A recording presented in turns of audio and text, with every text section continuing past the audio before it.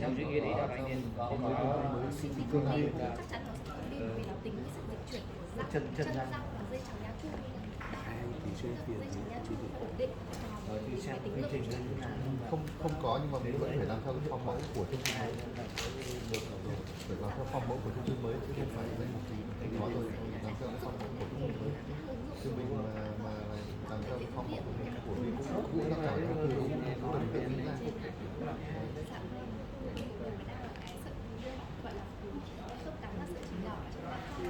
Không, có thể ta điều khiển kiến gốc cái này nó vẫn thôi là cho bên trong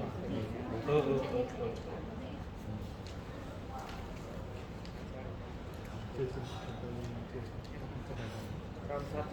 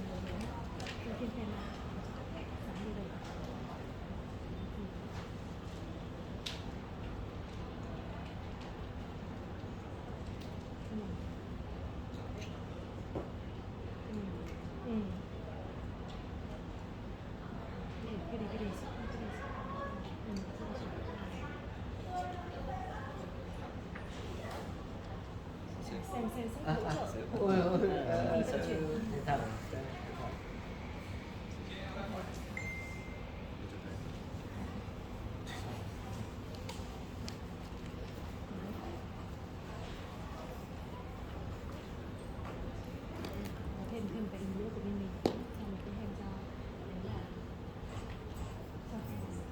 cho phép là người nào trung tâm một số phương tiện phục vụ chung phục vụ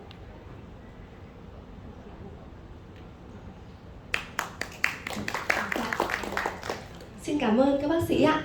Khánh Huyền xin được chào mừng quý bác sĩ tới tham dự hội thảo nhổ răng, cắm implant, xâm lấn tối thiểu, bảo tồn tối đa, nhổ răng và cấy implant tức thì bằng công nghệ từ tính. Kính thưa quý bác sĩ, xin giới thiệu em là Khánh Huyền, là giám đốc công ty trách nhiệm hữu hạn giải pháp y tế Invenki và xin được gửi lời chân thành nhất, cảm ơn sâu lắng nhất của chúng em, tập thể công ty chúng em tới quý bác sĩ đã có mặt trong hội thảo ngày hôm nay. Tới tham dự chương trình ngày hôm nay, em xin được trân trọng giới thiệu tới các quý vị Phó Giáo sư, Tiến sĩ Trần Cao Bính, Giám đốc Bệnh viện Răng Hàm Mặt Trung ương Hà Nội ạ.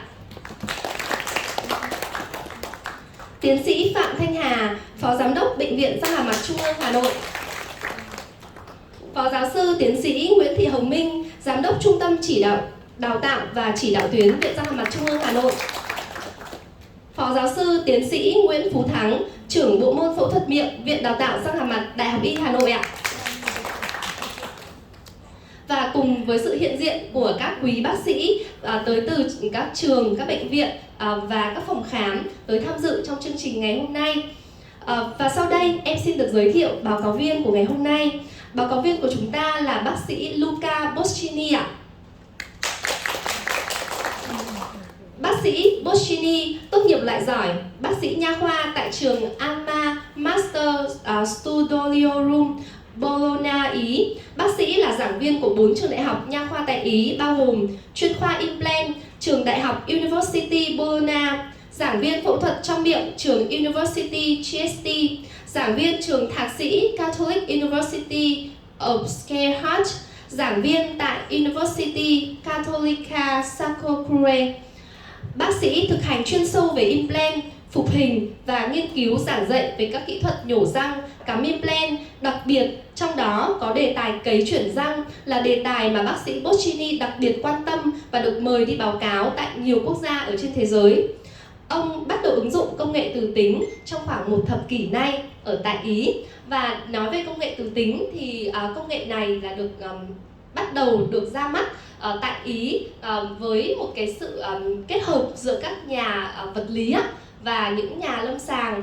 Thì một trong những nhà lâm sàng trong nhóm nghiên cứu về vật lý đó là bác sĩ Domenico Bandi. Thì bác sĩ Domenico Bandi là một giáo sư ở một trường đại học ở Ý, và ông ấy cũng là người phát minh ra những cái kỹ thuật cũng như là những cái mũi và phẫu thuật của piezotom ạ. Và sau khi mà ứng dụng piezotom và đi báo cáo rất nhiều ở rất nhiều các quốc gia trên thế giới về piezotom, thì ông ấy thấy rằng là cần có một cái gì đó, một cái công nghệ gì đó có thể không phải là thay thế mà là thêm vào và giải quyết được một số các chỉ định còn thiếu của piezotom. Thì ông ấy nghĩ đến công nghệ từ tính và cũng như là sự kết hợp với các nhà vật lý học ở bên Ý á, thì ông ấy đã phát minh ra máy magnetic magnet. Và trong team nghiên cứu và phát minh của magnetic magnet ạ. Và cái công nghệ máy này là cái công nghệ máy từ tính. Tuy nhiên thì các mũi phẫu thuật là có rất nhiều các mũi phẫu thuật, và mỗi một mũi phẫu thuật ạ, một loại mũi phẫu thuật là được phát minh bởi một bác sĩ của một bác sĩ nào đó. Em lấy ví dụ như là bác sĩ Domenico Bandi mà em đã có dịp đưa về Việt Nam vào tháng 2 năm vừa rồi ạ. Thì bác sĩ Domenico Bandi là người phát minh ra kỹ thuật nong chẻ xương bằng công nghệ từ tính. Và những cái mũi nong chẻ xương đó là ông đặt tên với cái quê hương của mình, đó là thành phố Genoa. Thì cái bộ nong chẻ xương đấy có tên là Genoa. Và bác sĩ Luca Boschini của chúng ta ngày hôm nay là người phát minh ra bộ mũi Black Ruby. Và bộ mũi Black Ruby này là cái bộ mũi mà có những cái kim cương được phủ lên trên bề mặt kim loại, giúp hạn chế tối đa cái lượng và sự ma sát lên trên xương trong quá trình đặt implant, đặt vị trí implant cho bệnh nhân đấy ạ. Vâng, và với cái ứng dụng của cái công nghệ phủ kim cương lên trên kim loại này thì các bác sĩ có thể thấy cái mũi phẫu thuật màu đen, ví dụ như là Black Ruby hoặc là những cái bộ Elevate nâng xoang của máy từ tính là cũng là một trong các phát minh. Và hiện nay thì chúng em cũng đang chào đón những nhà phát minh thứ N, và biết đâu đấy trong một thời gian nào đấy chúng ta có những cái bộ cắm bộ kit của máy từ tính được đặt tên là Hà Nội hoặc là Việt Nam hoặc là một cái nơi nào đấy của Việt Nam do chính các bác sĩ chúng ta đóng góp, và có những cái phát minh đó được gửi tới hãng, và hãng sẽ sản xuất và phân phối tới các nước ở trên thế giới ạ. Và chuyển ngữ cho buổi hội thảo ngày hôm nay thì em xin được giới thiệu bác sĩ Đỗ Hoàng Việt ạ. Bác sĩ Đỗ Hoàng Việt tới từ Viện Đào tạo Răng hàm mặt Đại học Y Hà Nội ạ. Dạ. Xin cảm ơn anh Việt. Và sau đây em xin được trân trọng xin mời Phó Giáo sư Tiến sĩ Trần Cao Bính, Giám đốc Bệnh viện Răng hàm mặt Trung ương Hà Nội lên phát biểu khai mạc chương trình ạ. Dạ, em xin được mời Phó Giáo sư ạ.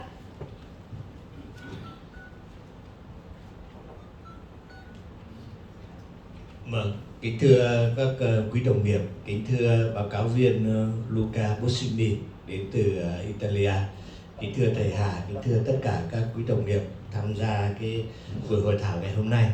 Thì xuất phát từ thực tế, chúng tôi có một vấn đề, chúng tôi cũng có yêu cầu chỗ công ty là nên tổ chức một cái buổi hội thảo để nó rộng rãi. Đây là một trong những cái dụng cụ mà có thể nói rằng là đã giúp rất nhiều, và tôi nghĩ rằng là sẽ giúp cho các cái bác sĩ không phải mấy ai cũng thành thạo. Ví dụ như chỗ thầy Hà, chỗ thầy Thắng, để chỗ bác sĩ Việt chắc là làm nhiều thì cũng có thể không dùng cái này thì dùng cái khác, nhưng mà có cái dụng cụ này thì giúp cho rất nhiều, tôi nghĩ thế, rất nhiều các bác sĩ từ lúc khởi đầu chưa thành thạo cho đến gọi là bậc trung ấy thì sử dụng rất có hiệu quả. Về thực tế chúng tôi làm, chúng tôi mới biết nâng xoang rồi là tách xương, chẻ xương bằng các dụng cụ thông thường thì đã có từ trước đây rồi. Thế thì nhưng mà hiện nay có một cái từ tính này thì bản thân chúng tôi cũng làm. Tôi cũng đầu tiên tôi cũng không biết cái công nghệ này, thì có khi mà tôi làm tôi nâng sang thì có bác sĩ ở trong khoa, nhân viên của chỗ thầy Hà nói là có một cái dụng cụ, nhưng mà thế đem cái dụng cụ để xem nào. Thế thì đem ra thì bản thân chúng tôi làm thì chúng tôi thấy chúng tôi nâng sang rồi là các thứ thì đã làm nhiều rồi, nhưng tôi thấy rằng để mà biết đến cái dụng cụ này, để hiểu cái dụng cụ này và để làm cho nó hiệu quả, và cái quan trọng nhất là cái chất lượng điều trị và cái lợi ích đối với bệnh nhân, tôi mới đặt vấn đề với trung tâm đào tạo chỉ đạo tuyến là nên tổ chức một cái hội thảo, kể cả nó nhỏ cũng được, nhưng mà những ai tham gia thì tôi nghĩ rằng với cái kiến thức của báo cáo viên này, với các kinh nghiệm lâm sàng này, và đặc biệt là cảm ơn bác sĩ Việt cũng là người rất là có kinh nghiệm trong lĩnh vực implant, cái chuyển ngữ cho chúng ta, thì tôi hy vọng rằng là với cái kiến thức này, với cái sự hiểu biết để mà có cái kết quả cao, chúng ta phải hiểu biết. Bản thân tôi cũng làm rất là nhiều rồi, nhưng mà có cái dụng cụ này chúng tôi tự tin hơn rất là nhiều. Tự tin là thế nào? Lát nữa chắc là bài trình bày của Dr. Luca Bosini sẽ làm rõ hơn, nhưng mà bản thân chúng tôi tự tin là thế này: chúng tôi kiểm soát được lực, có thể tay khỏe, tay yếu, bác sĩ tay lực to, tay lực trước đây chúng tôi cũng đã làm từ búa cho đến máy cho đến, nhưng có cái này thì chúng tôi thứ nhất là đi theo một cái xu hướng rất là hiện đại này là xâm lấn tối thiểu. Có thể những các cái thể tích xương nó rất là hạn chế, nếu mà không có cái này thì có thể phải ghép xương hoặc là làm nó không được chính xác. Thì từ thực tế chúng tôi làm, tôi thấy rằng là sự cần thiết phải hiểu biết cái dụng cụ này, phải được chứng kiến các ca lâm sàng. Và tôi cũng rất là mừng là trước khi vào đây tôi cũng gặp một số các bác sĩ cũng đã từng và cũng đã minh chứng cho những cái hình ảnh ở ngoài kia. Thì tôi hy vọng rằng với cái kinh nghiệm và cái sự hiểu biết của bác sĩ Luca và kinh nghiệm lâm sàng thì cái buổi hội thảo ngày hôm nay, sau cái buổi thảo ngày hôm nay thì chúng tôi tin chắc rằng các cái đại biểu, các cái quý đồng nghiệp tham gia cái buổi hội thảo ngày hôm nay sẽ trang bị được thêm một cái kiến thức. Đây chỉ là một cái dụng cụ, một cái phương pháp thôi, còn rất nhiều phương pháp khác, nhưng đây chúng tôi thực sự là tôi nghĩ rằng là hữu ích đối với những người mà bắt đầu hoặc là những người đã làm rồi nhưng mà chưa được mức độ gọi là như là expert như là thầy Hà, thầy Thắng, thì giúp cho chắc chắn hơn, tự tin hơn, và cái cuối cùng là cái mà đem đến cái kết quả cho người bệnh. Vì người bệnh người ta đến là người ta làm để làm tốt và làm bền, thì cái này là một trong những cái dụng cụ mà có thể giúp được đạt được cái sự yên tâm, cái hài lòng của người bệnh. Chính vì những cái lý do như thế nên chúng tôi có tổ chức buổi hội thảo ngày hôm nay, và thay mặt ban tổ chức tôi xin khai mạc cái buổi hội thảo ngày hôm nay. Chúc cho buổi hội thảo ngày hôm nay thành công, chúc cho các quý đồng nghiệp sau khi mà kết thúc cái khóa này vững tin, an tâm làm cho những bệnh nhân. Đây là một trong những phương pháp bổ trợ cho những trường hợp mà nó còn băn khoăn trong cái trường hợp ghép xương, nâng xoang và xâm lấn tối thiểu. Tôi xin chân thành cảm ơn và chúc hội thảo thành công tốt đẹp. Xin cảm ơn thầy rất là nhiều ạ. Dạ. Sau đây chúng em cũng xin phép để chương trình được bắt đầu. Thì chương trình của chúng ta ở phần buổi sáng sẽ diễn ra phần chia sẻ của bác sĩ Luca Bosini về các kỹ thuật nhổ răng không sang chấn, các kỹ thuật tạo vị trí đặt implant không khoan cắt. Tất nhiên là không khoan cắt trong một số các chỉ định ạ. Vâng, và bác sĩ Luca Bosini sẽ đổi kỹ càng với các anh chị về từng cái chỉ định đó. Sau đấy thì khoảng tầm 10 giờ 15 chúng ta sẽ sử dụng tea break ạ, ở khu vực bên ngoài sảnh khách sạn ạ, và quay trở lại tham dự hội thảo. Tới buổi trưa thì xin mời các quý thầy cô, quý bác sĩ tới tham dự chương trình. Chúng ta sẽ ăn trưa tại nhà hàng của khách sạn Novotel ở ngay trên tầng 2 ạ, của khu vực này. Dạ, và đến buổi chiều thì xin mời quý vị chúng ta quay trở lại đây để tiếp tục phần báo cáo của bác sĩ Luca Bocchini cho tới buổi chiều là lúc 17 giờ ạ. Dạ, xin được cảm ơn. Và bây giờ thì xin phép chương trình được bắt đầu ạ. Xin mời các anh của bộ phận kỹ thuật chúng ta hạ slide vâng, để cho báo cáo viên bắt đầu ạ. Xin mời cảm ơn các anh.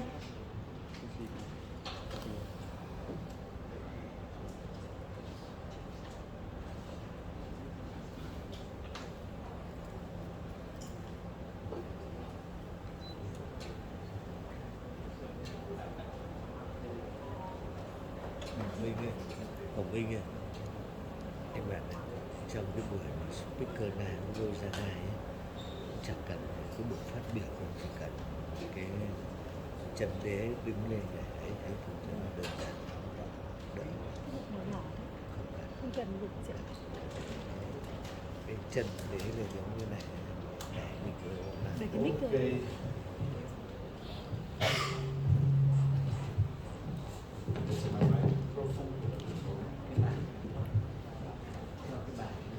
So, hello everybody.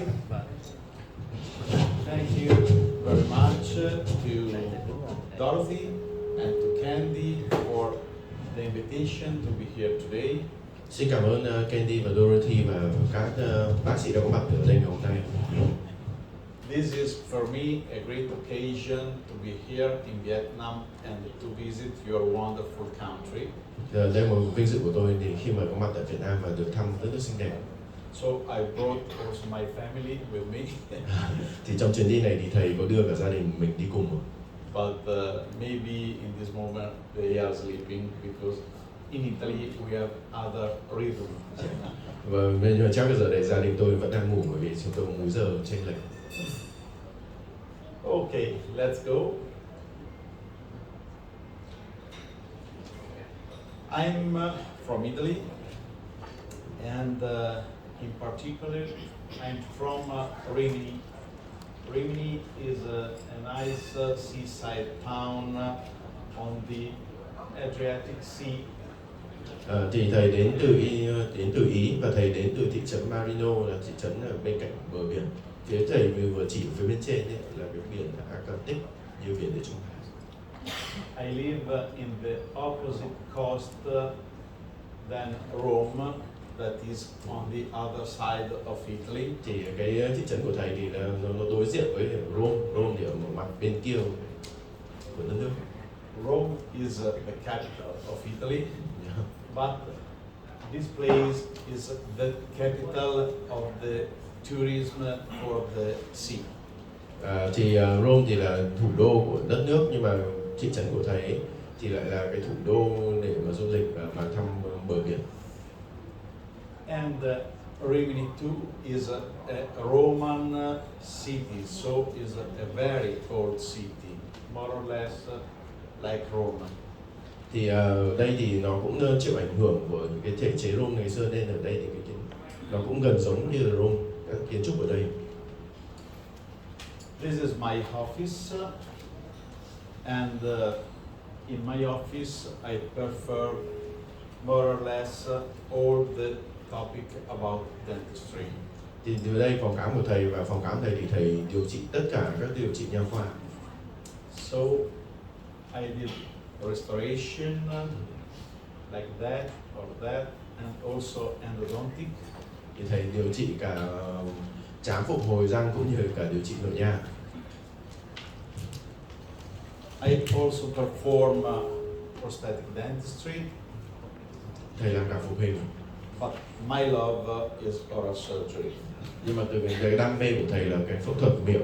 And when I can, I work also in hospital, and I work also for an onlus operation smile to treat the lip cleft and the palatal cleft. Thì thầy còn có làm phẫu thuật ở bệnh viện và có tham gia một số cái tổ chức thiện nguyện như Operation Smile để chữa các bệnh nhân khẻm môi vòng miệng.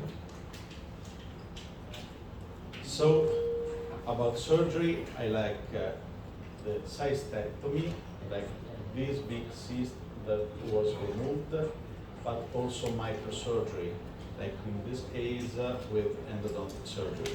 Thì thầy còn làm cả những cái phẫu thuật trong miệng như là phẫu thuật cắt chóp, như cái ca ở phía bên trên chúng ta thấy một cái nang rất lớn, hay là những cái phẫu thuật giãn vi phẫu thuật dành cho cái phẫu thuật nội nha.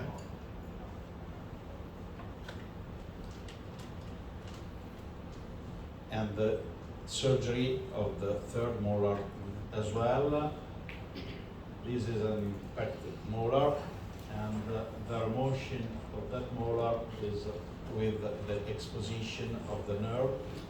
Thầy tất nhiên là thầy có thể điều trị nhổ những cái răng khôn mọc ngầm như thế này, và sau điều trị thì các thầy bác có thể nhìn thấy là cái phần mũi tên chỉ vào là phần dây thần kinh nó lộ ra đấy. But because I'm used to manage patient with cleft, it's natural to manage also patient with trauma, like this young girl that bumped and lost their frontal teeth, and has a bad hurt in the lip. Bởi vì thầy đã quen với phẫu thuật khều môi vòng miệng nên thầy cũng điều trị những bệnh nhân bị chấn thương, như cái bé gái này bị ngã, bị rơi răng ra ngoài và cũng bị rách môi. This is the same girl after some mouth with the sutured lip and their teeth in place. Thì ở đây cũng là bệnh nhân đấy, nhưng mà sau vài tháng thì chúng ta nhìn thấy bệnh nhân đã được khâu ở phần môi và cái phần răng thì đã được cắm lại. And this is the intraoral view. Và đây là hình ảnh trong miệng. With all the teeth replanted. Và tất cả các cái răng đã được cố định lại đúng vị trí. In fact, replantation and transplantation is my main topic. The topic to make me just a little bit popular in Europe.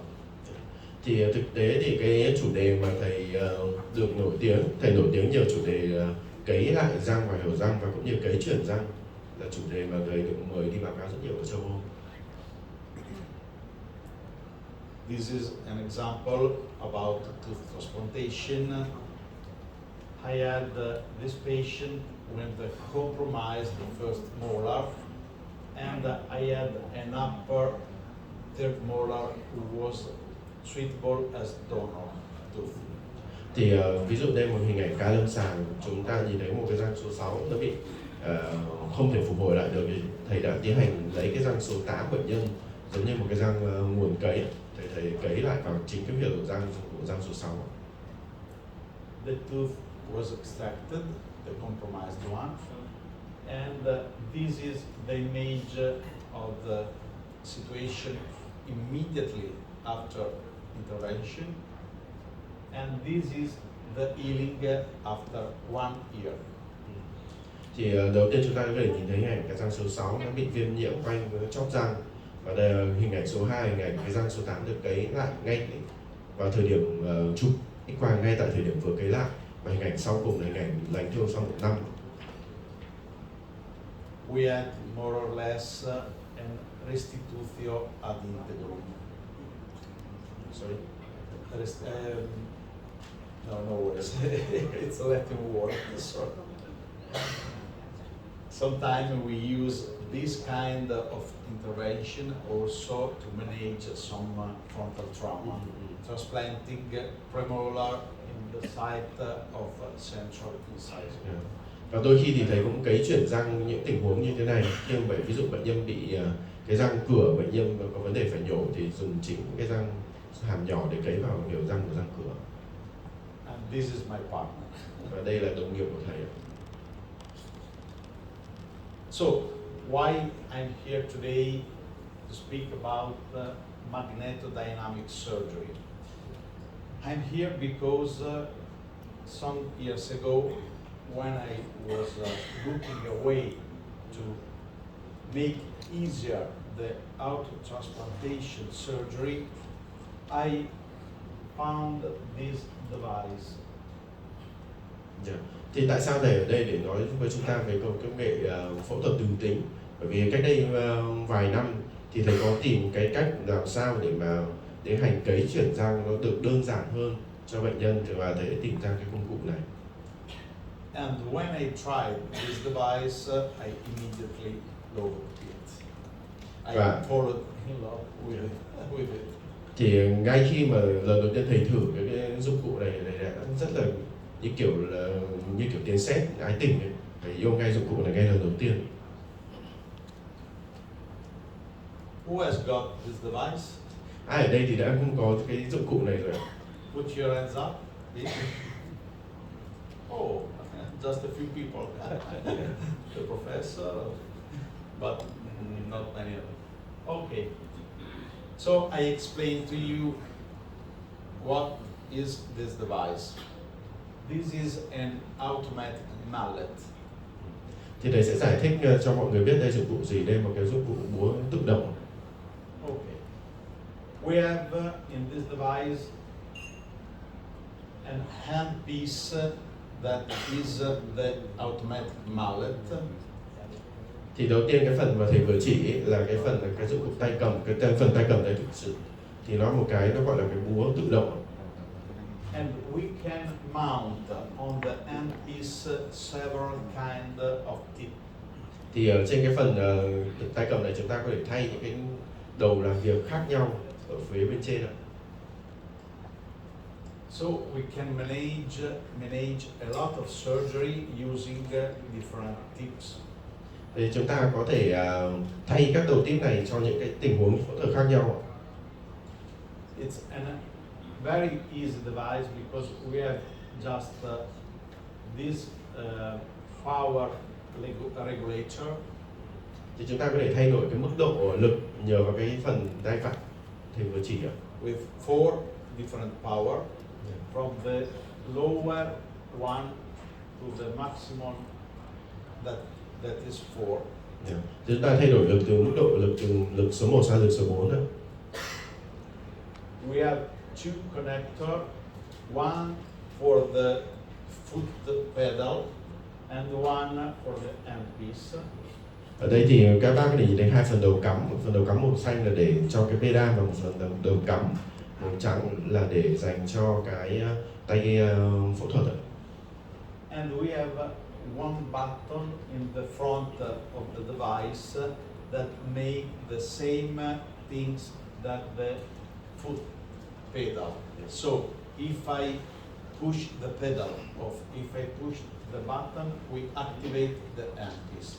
Thì ở đây vừa rồi thầy chỉ một phần cái nút màu bạc kia, nút màu bạc đấy chúng ta ấn vào thì nó tác dụng giống như cái nút pedal để kích hoạt cái búa này nó hoạt động. One pression, one shot of the handpiece. Chúng ta cứ nhấn một lần thì cái búa này sẽ được đập một lần.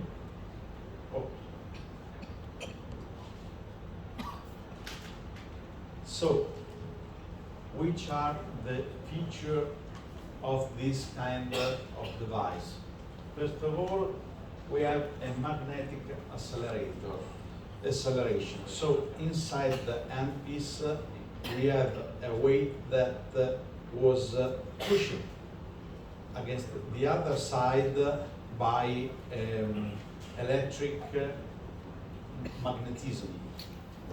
Thì đây đặc điểm của búa này thì cái đầu tiên là cái đặc điểm về gia tốc của tứ tính. Thì bên trong cái phần tay phẫu thuật của chúng ta ấy, về cái tay phẫu thuật đấy một đầu thì nó sẽ là có một phần đầu là nó sẽ đẩy và một phần đầu còn lại nó được kết nối với điện để tạo ra cái gia tốc tứ tính. It's quite similar to a bridge extractor, a manual bridge extractor, in which the movement of the weight is given by an electric impulse. Thì cái lực mà hoạt động được ra vào lúc này, cái lực mà được sinh ra bởi cái búa tứ tính này là sinh ra bằng cái lực của tứ tính là nó hút cái một phần đầu kim loại ở phần đối diện và đập vào để tạo ra cái phần gia tốc. As I told before, we have multiple surgical instruments because we have a lot of different tips. Một đặc điểm thứ hai nữa là chúng ta có nhiều cái dụng cụ phẫu thuật dành cho chỉ định khác nhau bởi vì chúng ta có những cái đầu tip khác nhau. It's two instruments in one because we have in the same handpiece both the mallet and the osteotomy. Thì đây là một cái phần tay phẫu thuật, một dụng cụ nó được kết hợp cả hai. Tức bình thường chúng ta sẽ phải có một cái đầu osteotom và một cái búa, hoặc một cái nệm với một cái búa. Thì bây giờ chúng ta đã kết hợp cái dụng cụ, hai dụng cụ đấy vào cái phần tay phẫu thuật. It should be a not so interesting thing, but having the two instruments in one left you a free hands. For example, to keep the flap during the surgery. Thì cái việc mà chúng ta kết hợp hai dụng cụ vào một cái tay phẫu thuật thì giúp chúng ta là chúng ta chỉ cần cầm hai dụng cụ này bằng đúng một tay thôi, và tay còn lại chúng ta sẽ được tự do, và tay đấy chúng ta có thể dùng để vẽ phẫu trường. And last but not least, we have a specific movement of the tip that is not more than 1.1 mm. Và một đặc điểm nữa là cái phần đầu tip này nó chỉ di chuyển mỗi lần 1.1 mm là tối đa thôi ạ. So, which are the advantages? One of the advantages is the visibility, because we don't need irrigation. Một trong những cái ưu điểm của nó, ưu điểm đầu tiên là về cái mặt về cái việc phẫu trường, quan sát phẫu trường, bởi vì chúng ta lúc này chúng ta không phải bơm rửa khi phẫu thuật. Second one, we have a great precision, because because it's actual the work of the handpiece and the mallet. When we use a manual mallet, we did an arch with the hair. While in this situation, we have the force on the same axis. Đặc điểm thứ hai nữa là về mức độ chính xác, cái độ chính xác của cái búa này, của dụng cụ này, bởi vì thông thường khi chúng ta nâng xoang hay chúng ta muốn gõ khi nhổ răng, nếu mà dùng búa ấy, thì chúng ta gõ vào thì đây cái lực của chúng ta nó sẽ bị phân tán đi và có thể làm chéo cái hướng lực của chúng ta. Nhưng mà với cái dụng cụ này thì cái phương lực của nó là theo một phương thẳng đứng luôn. We have two, as I told before, two instruments in one, so we have one hand free. Và điểm thứ ba nữa là về cái mặt công thái học là chúng ta có hai dụng cụ ở trên một tay, và một tay còn lại chúng ta sẽ dùng để vén vào. During the preparation and the use of this device, we have zero bone loss, so we don't take the bone out, but we expand and we push the bone.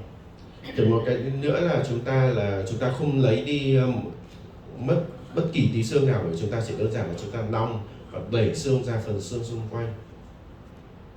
And it's safe as well, because we have a control of the force. So when we choose a force, we have all time the same force, and we have a calculated tip excursion that is 1.1 mm. Và nó rất là an toàn, bởi vì thứ nhất là cái lực mỗi lần chúng ta tác động ấy, thì nó sẽ giống hệt như nhau. Nếu chúng ta để lực số 4 thì tất cả các lần tác động đều lực số 4, và cái chuyển động tối đa của nó lúc nào chỉ là 1.1 mm thôi ạ. So compare with the high speed and piece, which are the advantages? First of all, we have a surgery clean, because we have no aerosol and we have no splatter of blood. Khi chúng ta so sánh cái nghệ từ tính này với cả cái phần tay khoan nhanh ấy, thì thứ nhất chúng ta có một cái phẫu thuật là rất là sạch, bởi vì chúng ta không có bơm rửa, không có những cái xương bắn ra ngoài. Of course, because we have not irrigation. And not having irrigation, also for the patient, the surgery is more comfortable, because it has not water in the mouth. Và cái đặc điểm thứ hai nữa là nó rất thoải mái cho bệnh nhân, bởi vì bệnh nhân không bị có cảm giác nước trong miệng của gây ra sặc. And not having irrigation, we have an improved field of view. We can see better our surgical field. Và chúng ta cải thiện được cái phẫu trường, bởi vì là chúng ta không có bơm rửa, chúng ta quan sát dễ hơn. While compared with the manual mallet, we have the situation reported in this graph. Thì khi mà bây giờ chúng ta so sánh với cả cái công cụ gõ bằng búa thông thường thì chúng ta có một cái biểu đồ so sánh giữa cái búa từ tính và cái búa thông thường. The graphs reported 4 different peaks. This is the axis of time and this is the axis for the force. Thì đây biểu đồ này thì cái trục của hành của nó là cái phần thời gian và trục tung là cái lực.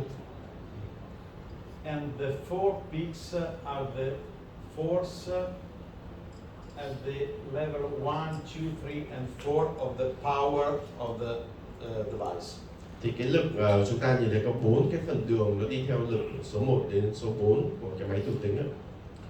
But if you take a look to this line, the pink one, you can see the force of the manual mallet that show a very dispersion. Thì chúng ta được thấy cái phần lực màu tím ở dưới cùng ấy là cái lực mà chúng ta gõ bằng búa bằng tay, thì chúng ta thấy cái thời gian tác động lực của nó bị kéo rất là dài. So we have not the same power neither for the level 1 of the magnetic mallet because of this dispersion.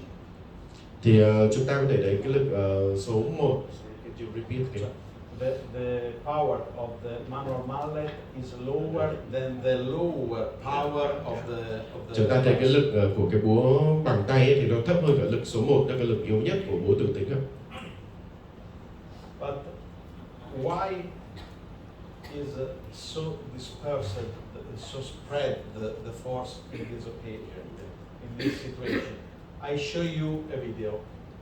Tại sao cái lực của búa gõ bằng tay nó lại kéo rất dài trong khoảng thời gian dài như vậy? Thì bây giờ cho mọi người xem video.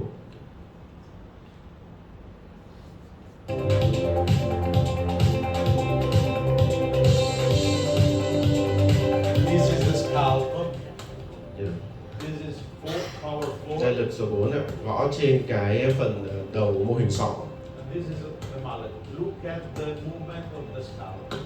Mọi người hãy nhiều so sánh giữa cái chuyển động. And Khi look mà at dùng the cái movement of the scalpel when the manual mallet is used. mọi người nhìn vào chuyển động của xương sọ khi chúng ta dùng búa từ tính hay dùng búa bằng tay. So we have an important movement of the head while we are using the manual mallet. While when we are using the magnetic mallet, also at the highest power, we have not the same movement. Chúng ta để so sánh cái chuyển động của cái sọ này, chúng ta thấy là khi sọ mà dùng cái búa gõ bằng tay ấy, thì thấy cái sọ nó di chuyển rất là nhiều, còn cái với cái búa từ tính mà dùng cái lực mạnh nhất, lực số 4 thì chúng ta thấy cái sọ gần như không di chuyển. This is the reason why we have this kind of line for the manual mallet, because we disperse a lot of power during the movement. Và đây lý do tại sao cái lực gõ bằng búa bằng tay nó lại kéo dài như vậy, bởi vì chúng ta thấy là cái đầu của bệnh nhân họ bị di chuyển theo cái búa này trong một khoảng thời gian tương đối dài. So the magnetic mallet, how can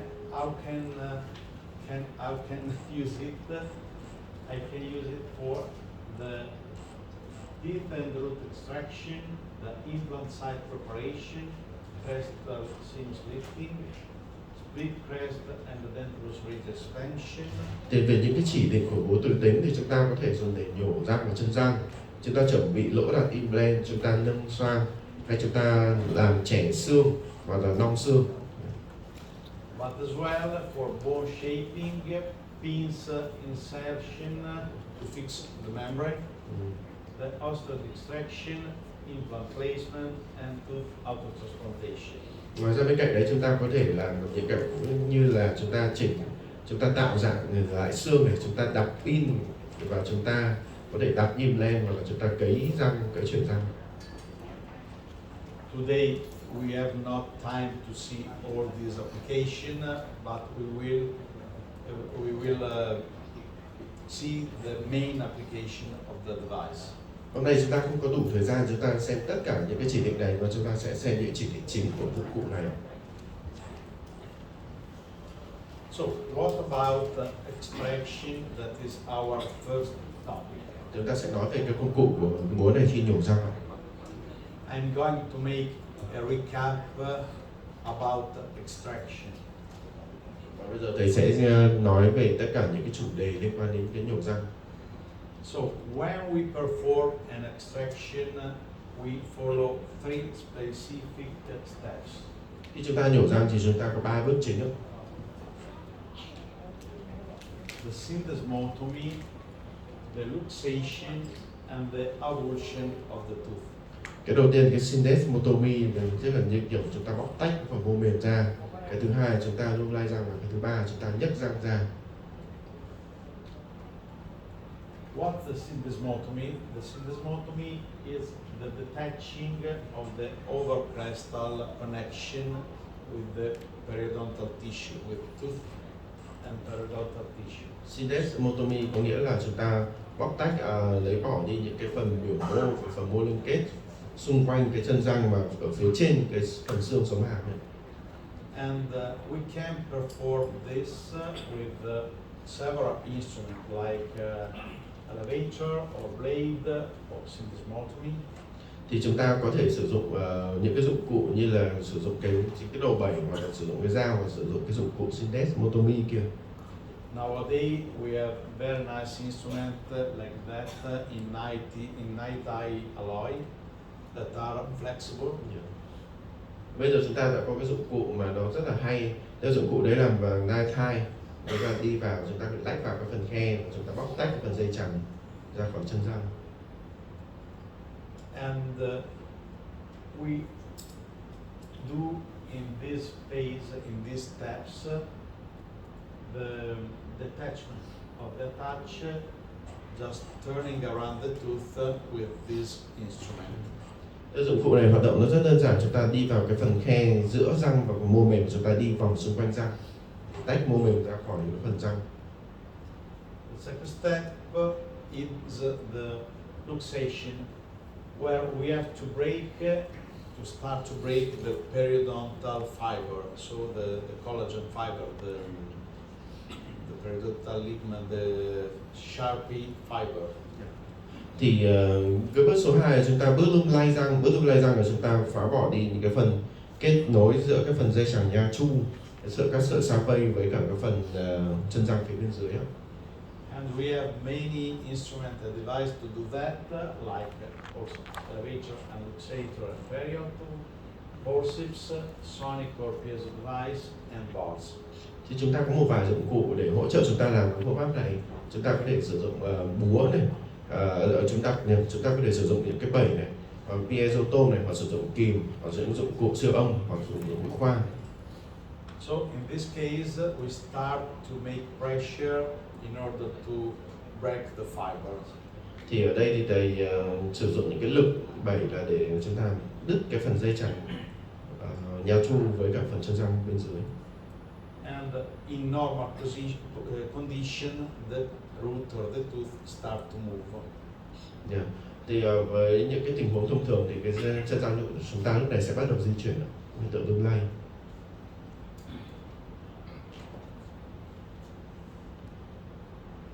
In the previous video we see an luxator, in this case an elevator, but it's the same thing. We have to move to start to Thì move. thầy có hai dụng cụ đều giống như vậy, nhưng mà một cái là luxator, một cái là elevator. Thì elevator là một dụng cụ bẩy, còn kia luxator dùng động tác là lung lay răng. And slowly the root, the tooth start to move. Và chúng ta thấy cái chân răng bắt đầu di chuyển. But we can use forceps as well. So we grip the root and we start to move it in order to break the fibers. Thì một dụng cụ nữa chúng ta có thể sử dụng, để sử dụng cái kìm, chúng ta phải kẹp vào phần chân răng và làm lung lay phần chân răng. But sometimes, like in this case, the root doesn't go out. Nhưng đôi khi chúng ta cũng biết vào một vài tình huống thì cái răng của chúng ta không thể di chuyển được, kéo được ra ngoài. And if we want to preserve the socket, or sometimes also the tooth, like in this case, because I wanted to replant this tooth, we have to be very careful and patient to extract the tooth. Chúng ta biết là một vài tình huống như tình huống này chúng ta muốn nhổ răng ra và chúng ta muốn bảo tồn được răng, và đặc biệt khi cấy implant thì chúng ta sẽ phải rất từ từ và bình tĩnh để nhấc cái chân răng này ra. So we can start using sonic or piezo device, like in this case, but we start to see a thing that because of the irrigation, we have a lot of splatter and a lot of aerosol. Thì chúng ta có thể sử dụng cái dụng cụ siêu âm, dụng cụ phẫu thuật siêu âm như thế này, nhưng mà chúng ta thấy do cái việc bơm rửa ấy, thì chúng ta sẽ có rất nhiều cái phần bụi nước nó bắn ra làm cho chúng ta khó quan sát, nhưng nó bị gọi là bẩn phẫu trường. And our vision of the field is not so good in this way because of the aspirator, for example, or the spray as well. Và một cái nữa là cái việc chúng ta quan sát cũng rất là khó, và chúng ta thấy những cái nước nó bắn ra làm che mất đi phẫu trường của mình. The same problem when we use the bar, because we have a lot of splatter, a lot of aerosol, and also a lot of water in the mouth. So also for the patient is not so comfortable. Vấn đề tương tự khi chúng ta sử dụng mũi khoan, vì khi dùng mũi khoan thì chúng ta cũng có cái hơi nước nó bắn ra, chúng ta khó quan sát một cái điều nữa trong miệng, thì bệnh nhân rất nhiều nước và là bệnh nhân bị khó chịu. So we arrive to the last steps, that is the avulsion. So the exiting of the tooth from its socket. Một cái bước cuối cùng là chúng ta là bước nhấc răng ra, thì là cái bước mà chúng ta sẽ làm sao chúng ta nhấc cái răng ra khỏi huyền răng. This is a total video about an extraction. In this moment we are performing the syndesmotomy with a blade. I'm using a blade because I have to open a flap some minutes later. Thì ở đây một cái quá trình thầy nhổ răng thì thầy có dùng dao để làm cái syndesmotomy, cắt cái phần mô mềm ra khỏi răng. Bởi vì phía bên cạnh kia thầy cũng sẽ phải dùng dao để lật vạt ra để cấy implant. And after that I used an elevator in order to look and to perform the complete avulsion of the tooth. Thì sau đấy sử dụng một cái dụng cụ bẩy để lấy bỏ cái phần chân răng ra. This extraction works very easy. Cái việc nhổ răng này rất là đơn giản. Sometimes when the roots doesn't want to go out, we need to use some sonic or piezo device, like in this case that I'm using special tips for sonic surgery device. Thì đôi khi chúng ta thấy cái răng không ra được dễ dàng, chúng ta có thể sử dụng dụng cụ siêu âm để làm nong cái khe giữa răng và chân răng để lấy ra. And also we can use forceps like last phase, last step. Và chúng ta cũng có thể sử dụng những cái kìm này còn giống như cái bước cuối cùng để nhấc cái răng ra. So after syndesmotomy and luxation, we complete the extraction. Và đấy, sau khi cái bước chúng ta làm syndesmotomy cũng là chúng ta làm chúng ta đã kết thúc phẫu thuật.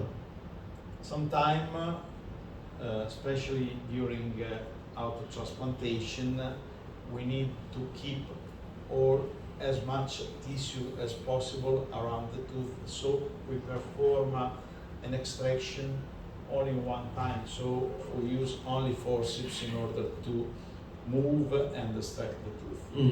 Thì đôi khi đặc biệt trong những tình huống chúng ta muốn cấy chuyển răng ấy, thì chúng ta sẽ phải kết hợp tất cả các cái bước này với nhau. Tức là trong cùng một lần, ví dụ chúng ta dùng đúng cái kìm này vừa để làm tách mô mềm ra, vừa để lung lay răng và vừa để nhấc răng ra phía bên ngoài, thì chúng ta dùng đúng một cái kìm như thế này.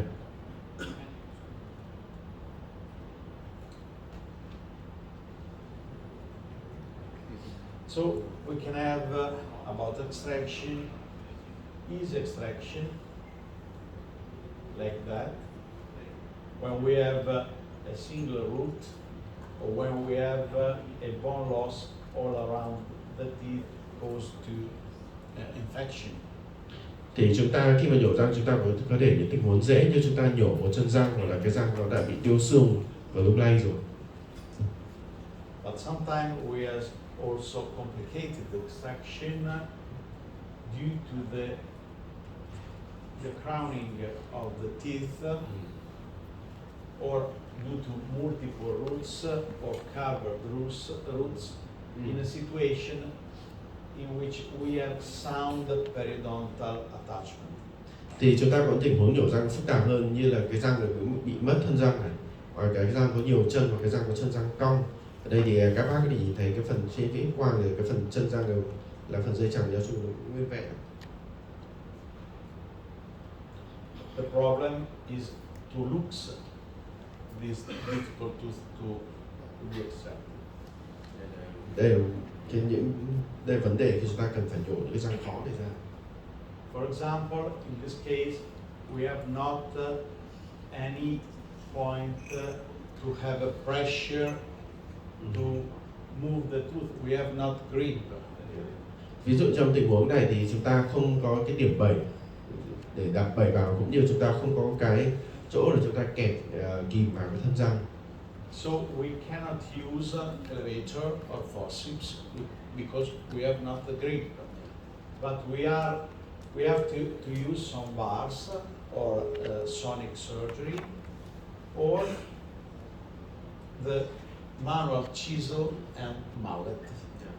Thì chúng ta có thể có lựa chọn khác, như chúng ta sử dụng những cái mũi khoan và sử dụng cái đầu bia isotone, hoặc chúng ta sử dụng những cái búa bằng tay và cái cây đục bằng tay. With the magnetic mallet, we substitute the manual mallet, making easier the surgery. Thì nếu chúng ta sử dụng cái búa từ tính để thay thế cho cái việc sử dụng cái búa bằng tay kia, chúng ta có thể khiến cuộc phẫu thuật nó trở nên đơn giản hơn. The difference between this kind of approach and this other kind of approach is that we have not so many blood and so many water in the mouth that improve on the visibility of the field. Thì đấy sự khác biệt giữa cái việc chúng ta sử dụng cái dụng cụ bùa, dụng cụ piezo hay là dụng cụ mũi khoan là chúng ta bị có nhiều nước ở trong miệng, chúng ta cản trở phẫu trường thì có nhiều máu nó bị trào ra. You can see a lot of water and blood. But look at this case, we have a residual root under the gingiva. Ở đây thì cái tình huống còn lại thì các bác để nhìn thấy có một cái chân răng trong bị một chân răng để ở trong lợi. We are looking forward about can we extract it. Và chúng ta có thể nhìn vào cái ứng dụng của búa từ tính này khi nhổ răng ạ. This is the tip of the magnetic mallet used in order to luxate the tooth.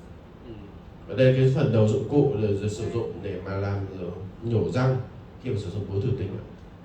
The thickest point of the magnetic mallet, the thickest tip, we can use also as an elevator. Not only to separate the bone from the tooth, but also to elevate it. Thì khi mà sử dụng cái búa từ tính này thì có những cái đầu tip mà nó đầu tip dày nhất ý, thì các bác có thể sử dụng nó giống như một cái bẩy luôn. Sau khi mà chúng ta lung lay rồi, chúng ta có thể bẩy và nạy cái răng ra khỏi hểu răng bằng chính cái đầu dày nhất đấy. So this is the kit for the extraction for the magnetic mallet.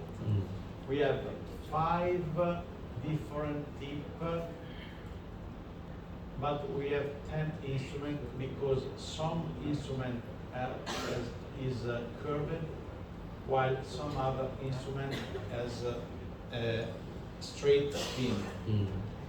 So the difference is not from the tip, but only about the stem. Yeah.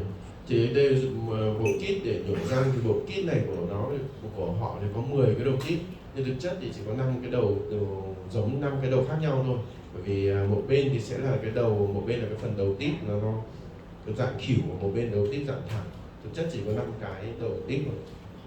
So 5 curved stems and 5 straight stems, but the 5 tip are the same. And this is the design of the tip. We have the extractor number 1 that is useful as luxator and as periotome because it's very thin, so it can go down between the bone and the root. Cái đầu tip extraction số 1 này là nó hoạt động giống như một cái luxator, một cái dụng cụ làm lúc lay răng, hay là một cái piezotom, bởi vì nó rất là mỏng, nó có thể đi vào cái phần khe giữa cái phần răng và xương của răng. Then we have the extractor number 2 that have a working side that is concave and a back that is convex. Yeah. This shape should to interface well in the working side with the root and the back side with the socket because have the same shape. Yeah. Thì chúng ta Same shape, sorry. Yeah. Thì chúng ta có thể thấy cái đầu tip số 2, đầu extraction số 2 ấy, thì nó một mặt là một mặt lõm và một mặt là mặt lồi. Cái mặt lõm chúng ta sẽ áp vào chân răng và mặt lồi chúng ta sẽ tựa vào thành xương của răng. We have the extractor number 3 as well.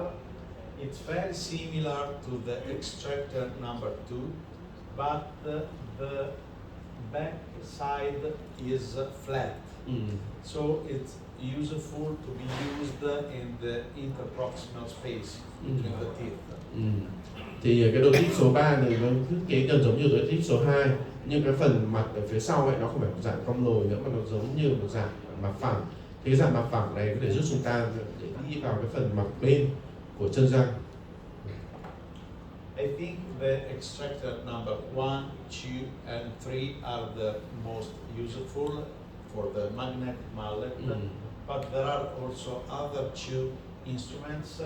The extractor number 4 that is more or less like the extractor number 1, but it is thicker. Thì đối với này ấy, thì đầu tip số 1, 2, 3 đầu tip phổ biến nhất để nhổ răng. Tuy nhiên thì trong một kit nhổ răng này vẫn có những đầu tip khác, ví dụ extraction số 4 này giống như mỗi số 1 ấy, nhưng mà nó bây giờ nó dày hơn nữa. And there is also an extractor number 5 that, in my opinion, is too wide, so is not so useful. Maybe it can be used between the second and the third molar, upper molar, to be used horizontally in order to separate the 2 teeth. But we have a high risk of root fracture of the roots of the third molar. Yeah. Thì đầu tip số 5, đầu tip này đối với thầy thì với quan điểm này nó rất là dày, thì theo thầy nó cũng không được hữu dụng lắm.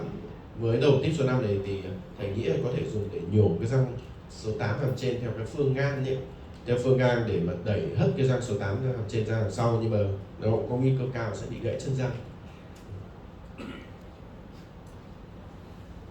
The working mechanism is that you can see this tip that is going down,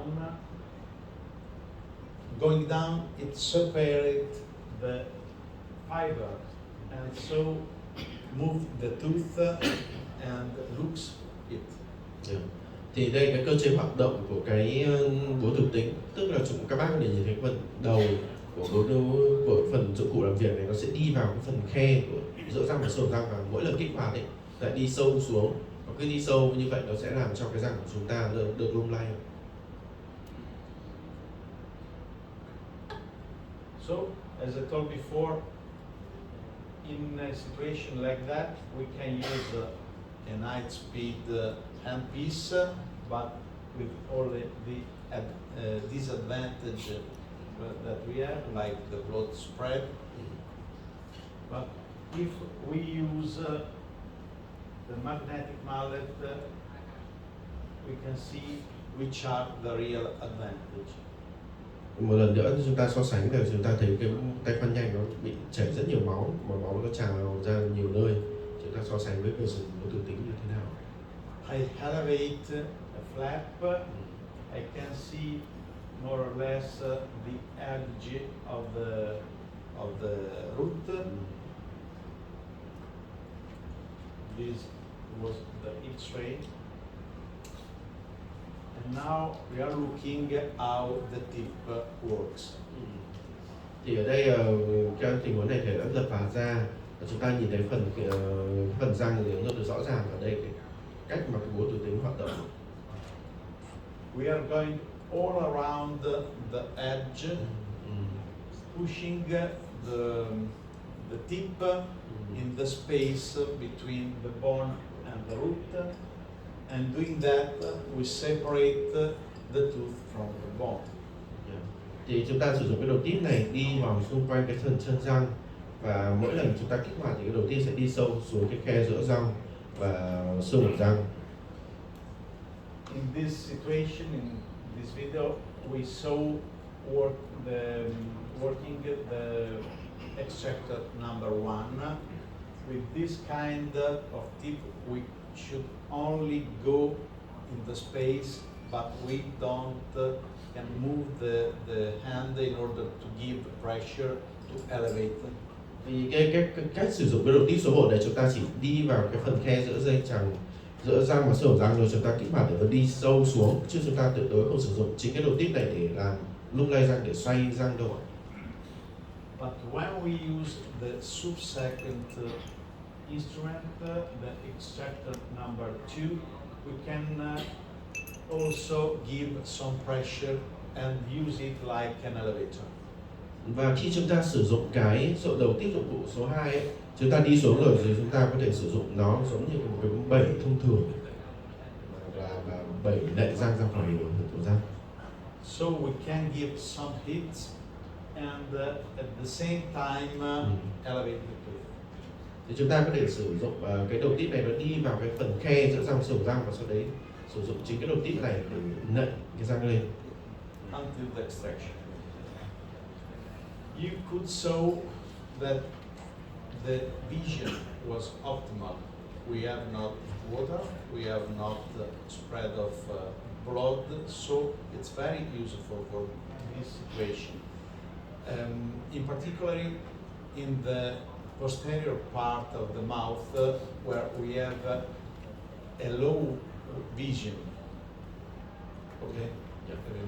Và khi mà chúng ta để đến ưu điểm của cái việc sử dụng cái búa tử tính này, đó là chúng ta nhổ cái răng ra, và chúng ta thấy là cái phẫu trường chúng ta rất sạch sẽ, nó không bị máu, nó trào ra, không bị nước, nó làm cho phẫu trường chúng ta nó bị nhiều nước, thì chúng ta quan sát rất là tốt, đặc biệt khi vùng đằng sau ấy, vì vùng đằng sau thông thường những vùng mà chúng ta quan sát nó rất là khó. And this is the socket after the extraction. You can see that it's preserved very well. Đây là cái biểu ở răng sau khi chúng ta nhổ, chúng ta thấy các thành xương nó được giữ lại rất là tốt. So in this case, I don't need to put an implant, but in other case in which I need to put an implant, to have a good preservation of the socket is an advantage. Thì tất nhiên trong đây răng số 8 này chúng ta sẽ không cấy implant trong tình huống này, nhưng mà với những cái răng tương tự số 6, số 7 chúng ta có thể có thành xương tốt để chúng ta cấy implant. This is the root, the extract of the root, and you can see a bone bridge between two roots that was cut by the tip of the magnetic mallet. Thì ở đây thì các bác có thể nhìn thấy là cái phần chân răng và cái phần thành vừa khoanh vào là một cái phần cầu xương nối giữa hai chân răng đã được cắt khi mà chúng ta sử dụng cái búa tử tính, chúng ta đi sâu vào. there is a curve here, so this extraction should be just a little bit complicated if we didn't cut this part of bone. Thì ở đây mọi người có để cái phần chân răng hơi cong ở phía dưới, thế nên là nếu mà chúng ta lại không cắt bỏ cái phần cầu xương ở phía bên trên chỗ thầy khoanh ấy, thì có thể nhổ chân răng này ra nó sẽ hơi bị khó. Another video about an extraction. Video khác thì chúng ta dùng khi chúng ta nhổ răng ạ. You can see the extractor number 2 that is going down in the interface between the bone and the tooth. This is the extractor number 1 because the extractor number 2 doesn't go down well. Thì mọi người có thể thấy đầu tiên thầy dùng cái đầu extraction số 2 nhưng mà nó đi vào không được tốt nên thầy phải quay ngược lại extraction số 1 để đi vào phần khe giữa răng và xương răng. And now with the extractor number 3, we elevate the tooth, giving at the same time some shock. Và bây giờ thì khi vừa rồi thầy chuyển lại đầu extraction số 2 thì đi xuống và thầy bắt đầu thầy có thể nạy và làm lung lay các chân răng ra. We have during the extraction like a cone effect. Because of the triangular shape of the teeth, when the teeth go down, the root has to go up.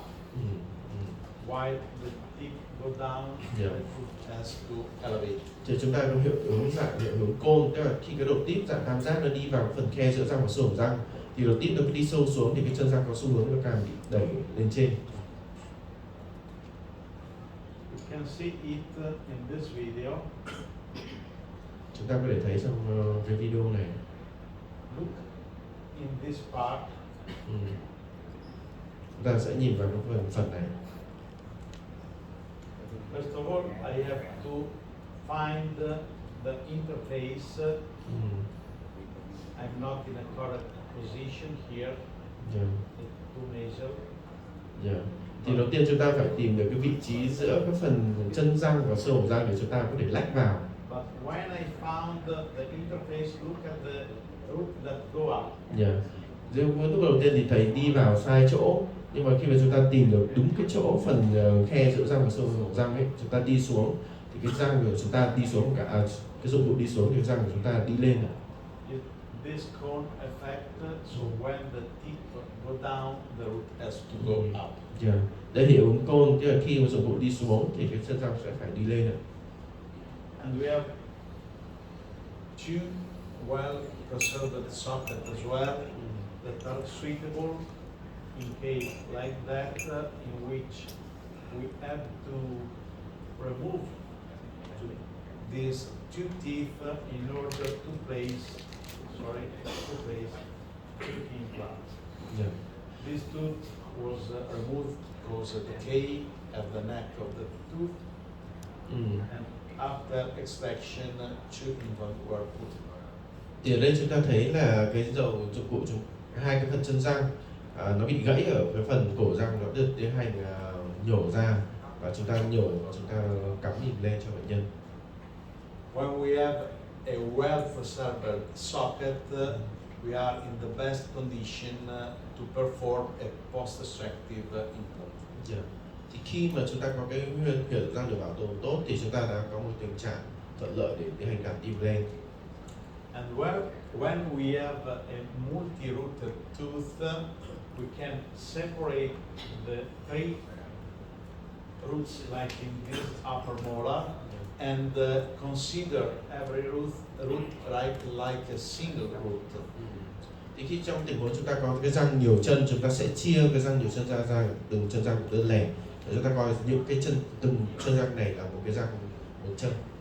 And if we have to put an implant, we can use the septum, inserting the implant in this position.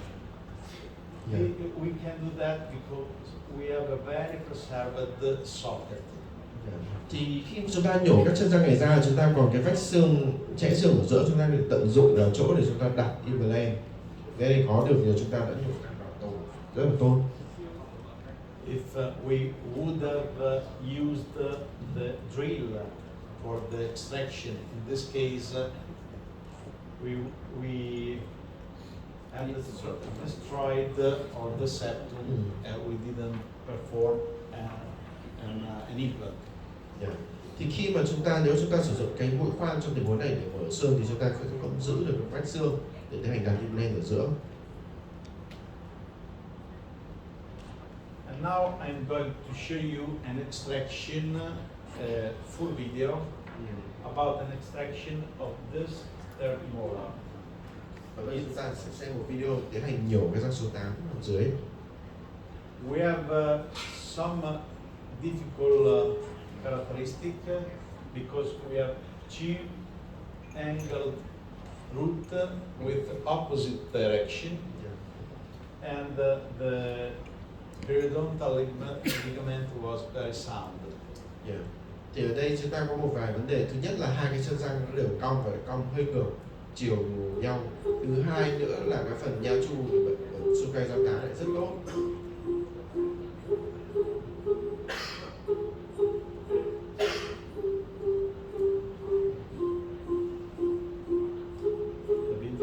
A little bit accelerated in some part, but it's completed. Yeah. Thì ở đây thì trong video này có thể nó hơi bị lắc, hơi bị rung một chút. First of all, we need to elevate a flap. Đầu tiên thì chúng ta sẽ lật ván ra.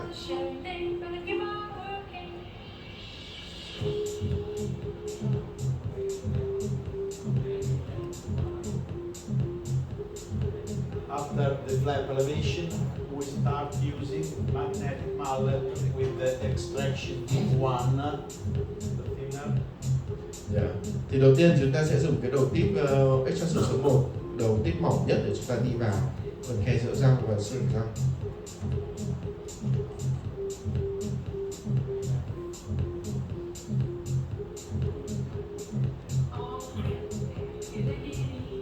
We start to separate the root from the bone.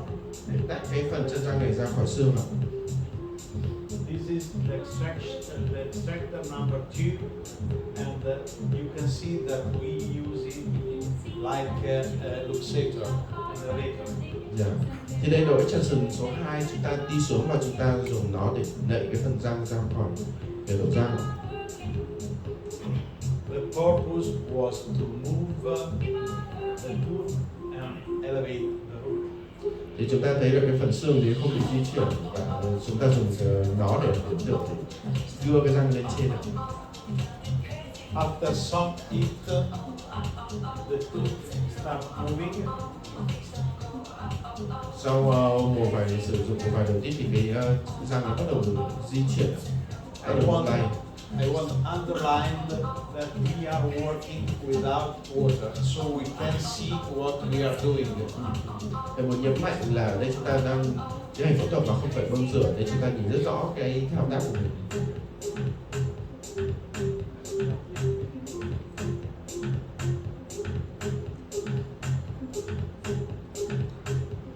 The tooth doesn't want to go out because of the curvature of the root. Chúng ta thấy là cái phần răng này nó không thoát ra hẳn, nó không bật ra khỏi cái răng được bởi vì là do có hai chiếc răng cong.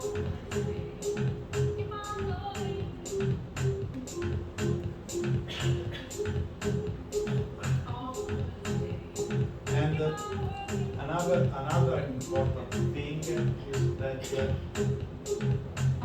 not using rotating instrument, we are safe for the tongue and for the other soft tissue. Một vấn đề nữa khi chúng ta không sử dụng mũi khoan thì nó sẽ được an toàn hơn cho cái phần lưỡi và phần mô mềm xung quanh. Okay, we extracted the tooth, but we had a problem. We left the apex of one tooth in the socket. Các bác có thể nhìn thấy cái răng nó lấy ra nhưng có một vấn đề là cái răng nó bị chân răng nó bị gãy ạ. But in this situation, because we are not using irrigation, we are able to see in the mirror the apex. Nhưng mà bởi vì chúng ta không sử dụng cái đầu bơm nước ấy, chúng ta có thể dễ dàng chúng ta nhìn cái chân răng ở trong miệng răng. So using the magnetic mallet, we have the best visibility that we can. Thì nhờ vào sử dụng cái đầu búa từ tính này chúng ta có thể nhìn thấy được một phẫu trường tốt nhất.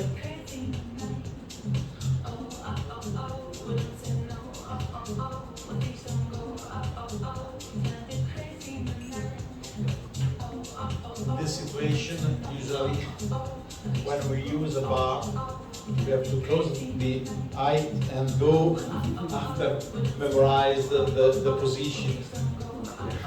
Thầy bảo là ở đây là giống như là ở đây nếu chúng ta sử dụng tay khoan nhanh giống như là chúng ta sẽ bịt mắt chúng ta và chúng ta cứ đi vòng tròn xung quanh ấy. Chúng ta không nhìn thấy gì được. Finally, the suture of the flap. Bước cuối cùng là chúng ta sẽ khâu đóng.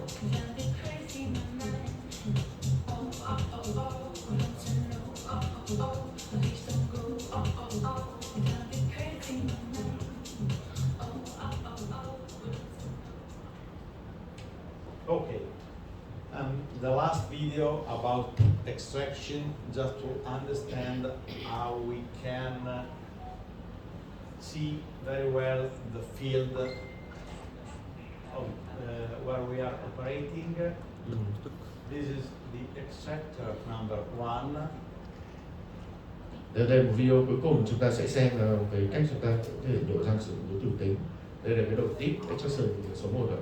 We have a very decayed tooth, so the dentin is soft. We have no grip. Ở đây có một vấn đề là cái phần mô răng nó rất là mùn, để chúng ta không thể nào chúng ta kẹp kìm được.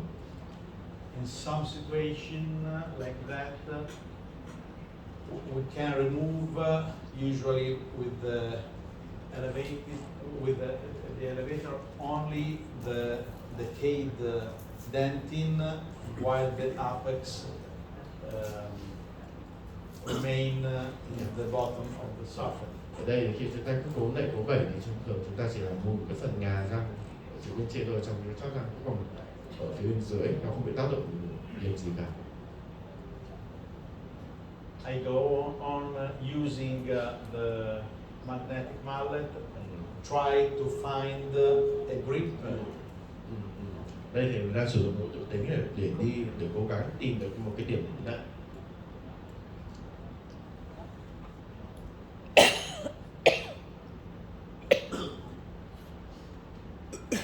And when I found a grip, I could move in order to elevate the root.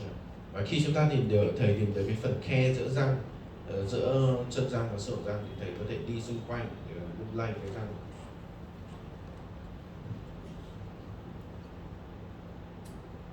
This video is in real time, recorded from the surgical microscope. Thì đây là video trong thời gian thực ạ, và với cái này được quay qua một cái kính hiển vi. We are performing this extraction without opening a flap. Thầy đã thấy hình nhổ cái răng này mà không lật vào. Also, if we are working under the level of the gum. Và chúng ta làm về phần ở dưới lợi ạ.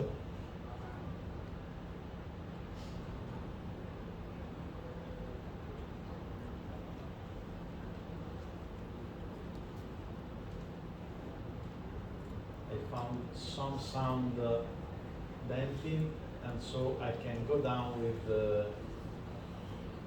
the tip and elevate the apex. Thì ở đây chúng bắt đầu tìm được cái phần mô răng là cứng và bắt đầu chúng ta đi vào được vào để lách vào phần khe giữa cái phần chân răng và phần xương răng xung quanh.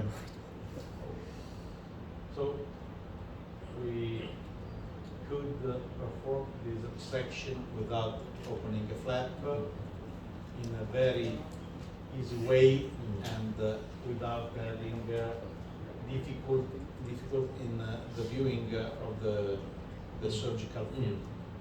Thì ở đây chúng ta đang tiến hành chúng ta nhổ răng ra và chúng ta có được cái phẫu trưởng rất là tốt, không cản trở quá trình chúng ta làm việc.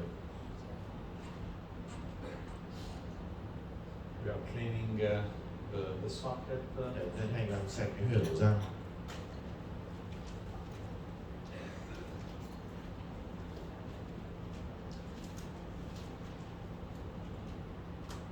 There is some soft tissue. Ở đây còn sót một ít phần mô mềm. Okay, now you Mô can hạt. see the granuloma. Ở đây mọi người nhìn thấy cái phần mô hạt ở dưới chóp.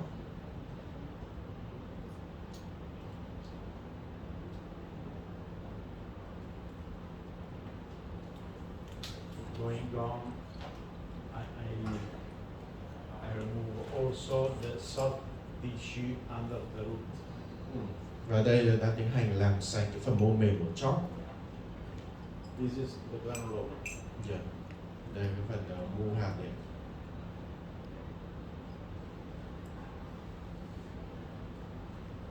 Looking through the microscope, it's very easy. You can see a lot of things. Yeah. Thì nhìn qua kính hiển vi chúng ta có thể tiến hành phẫu thuật rất là dễ.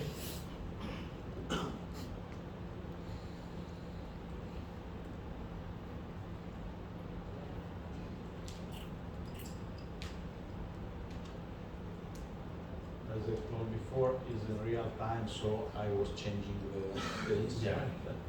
I Thì don't như remember thầy what I was taking. Yeah. Thì như thầy nói đây phẫu thuật trong thời gian thật, đây là những cái lúc mà chúng ta thấy không làm gì, ở lúc đấy thầy đang tìm dụng cụ, đang thay dụng cụ.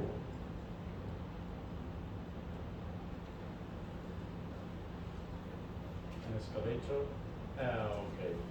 Now finally we put the granuloma out.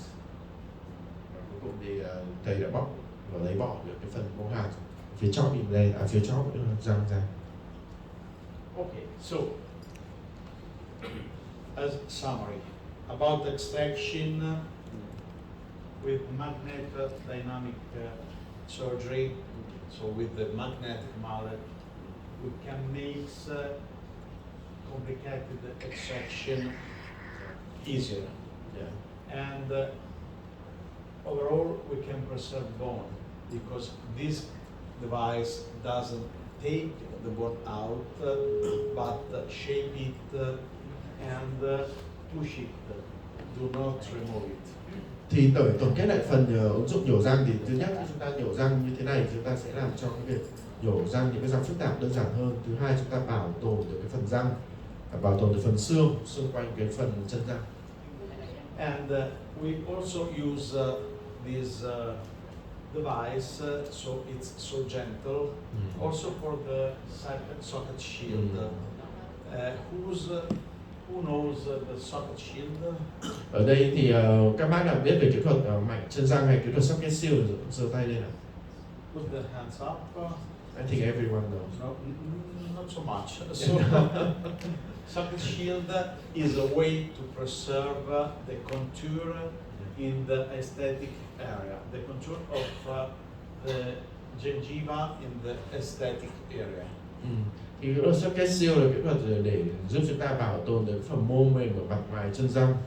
When we have a root that have to be removed, but the buccal side of the root is sound, we can remove only the majority of the tooth, leaving in place the buccal bone, the buccal portion of the root. Yeah. Thì kỹ thuật mảnh chân răng được cái socket shield này thì chúng ta sẽ tiến hành là ví dụ như cái răng này phải nhổ rồi này, không giữ được thì chúng ta sẽ để lại một phần mảnh chân răng ở phía mặt ngoài. Nếu mảnh chân răng này được nguyên vẹn và nó khỏe mạnh và chúng ta chỉ nhổ đi cái phần răng ở phía bên trong thôi. leaving this part of the root in place, we leave also the periodontal ligament. There is one of the better ways in order to preserve the socket from its resorption. Yeah. Thì khi mà chúng ta để lại cái phần mảnh chân răng phía bên ngoài như thế này thì nó sẽ giữ được cái phần dây chằng nhăn chu giữa mảnh chân răng và phần xương hổ răng phía bên ngoài. Thì như vậy thì nó sẽ hạn chế được cái câu chuyện là bị tiêu cái phần xương hổ răng mặt ngoài của bệnh nhân. When we perform a socket shield, one of the difficult part of the surgery is to remove the palatal side of the root without damaging the buccal side.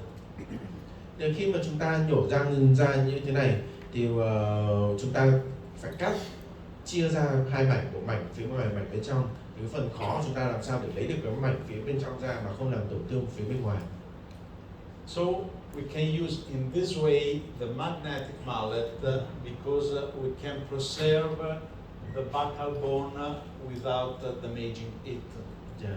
Thì khi sử dụng cái búa tuyến tính này chúng ta sẽ có thể làm hạn chế được cái tổn thương đến mảnh xương răng phía bên ngoài và giữ được cái phần xương của răng. First of all, we do the separation of the two parts, and then we can start to removing the palatal side of it. Yeah. Thì đầu tiên chúng ta phải sử dụng mũi khoan để chúng ta cắt cái phần răng ra hai phần, một phần mảnh nhỏ phía bên ngoài và để lại phần mảnh lớn phía bên trong. Và sau đấy chúng ta bắt đầu sử dụng cái dụng cụ để làm rung tay trên răng. When we perform the cut of the root, we have leave the apex on the palatal side.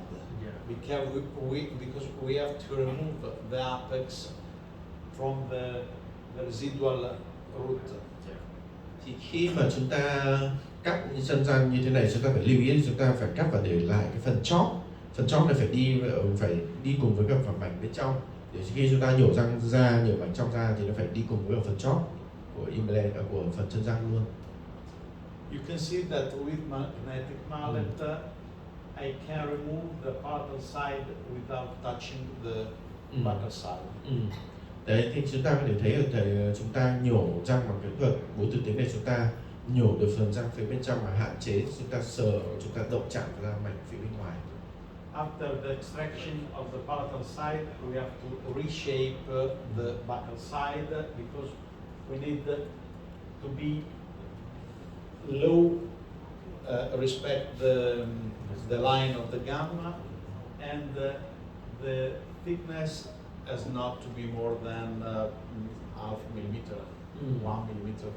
Yeah. Thì khi mà chúng ta nhổ xong ra thì cái mảnh trên răng phía bên ngoài chúng ta cũng phải mài cho nó thấp hơn so với phần lợi được ngang với xương hổ răng để mà cho nó chúng ta tôn trọng được quyền lợi. Cái thứ hai nữa, độ dày mảnh chân răng này chỉ để lại không quá 1 mm.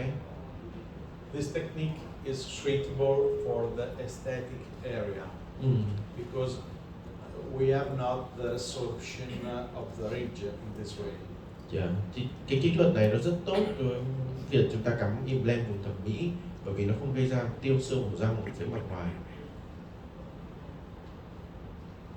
And the socket shield introduced our new topic about this lesson, this lecture, that is site preparation. Yeah. Thì cái socket shield để kết thúc cái phần đầu tiên và chúng ta sang cái phần mới. Phần mới này chúng ta sẽ nói về việc sử dụng cái dụng cụ này để sửa soạn lỗ đặt implant.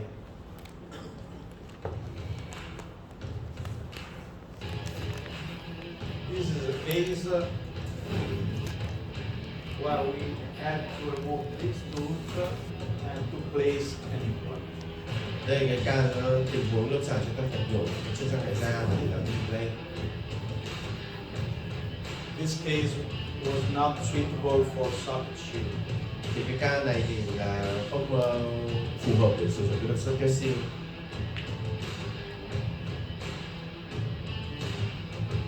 We start with the extraction of the tooth, of course, with the magnetic mallet in order to preserve the socket as much well as possible. Thì ở đây đầu tiên thì thầy sử dụng cái đầu tiếp cách chassis số 1 để đi vào trong khe và cố gắng bảo tồn cái phần mặt ngoài càng nhiều càng tốt hơn.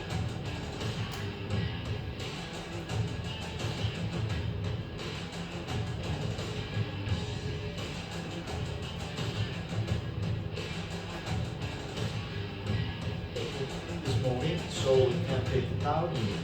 Và bắt đầu thấy cái phần chân răng bắt đầu di chuyển thì có thể nhấc cái chân răng ra. Okay.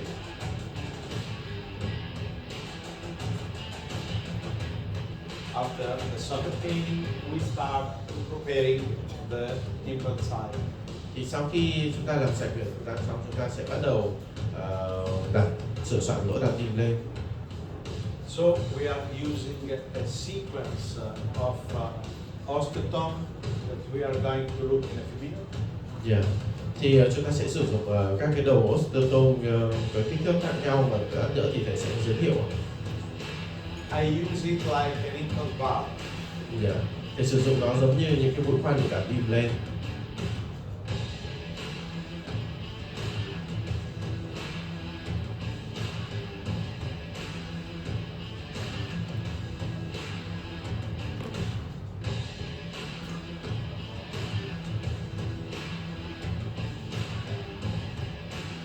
And finally, I put the implant. Và sau đấy thì thầy tiến hành đặt im lên.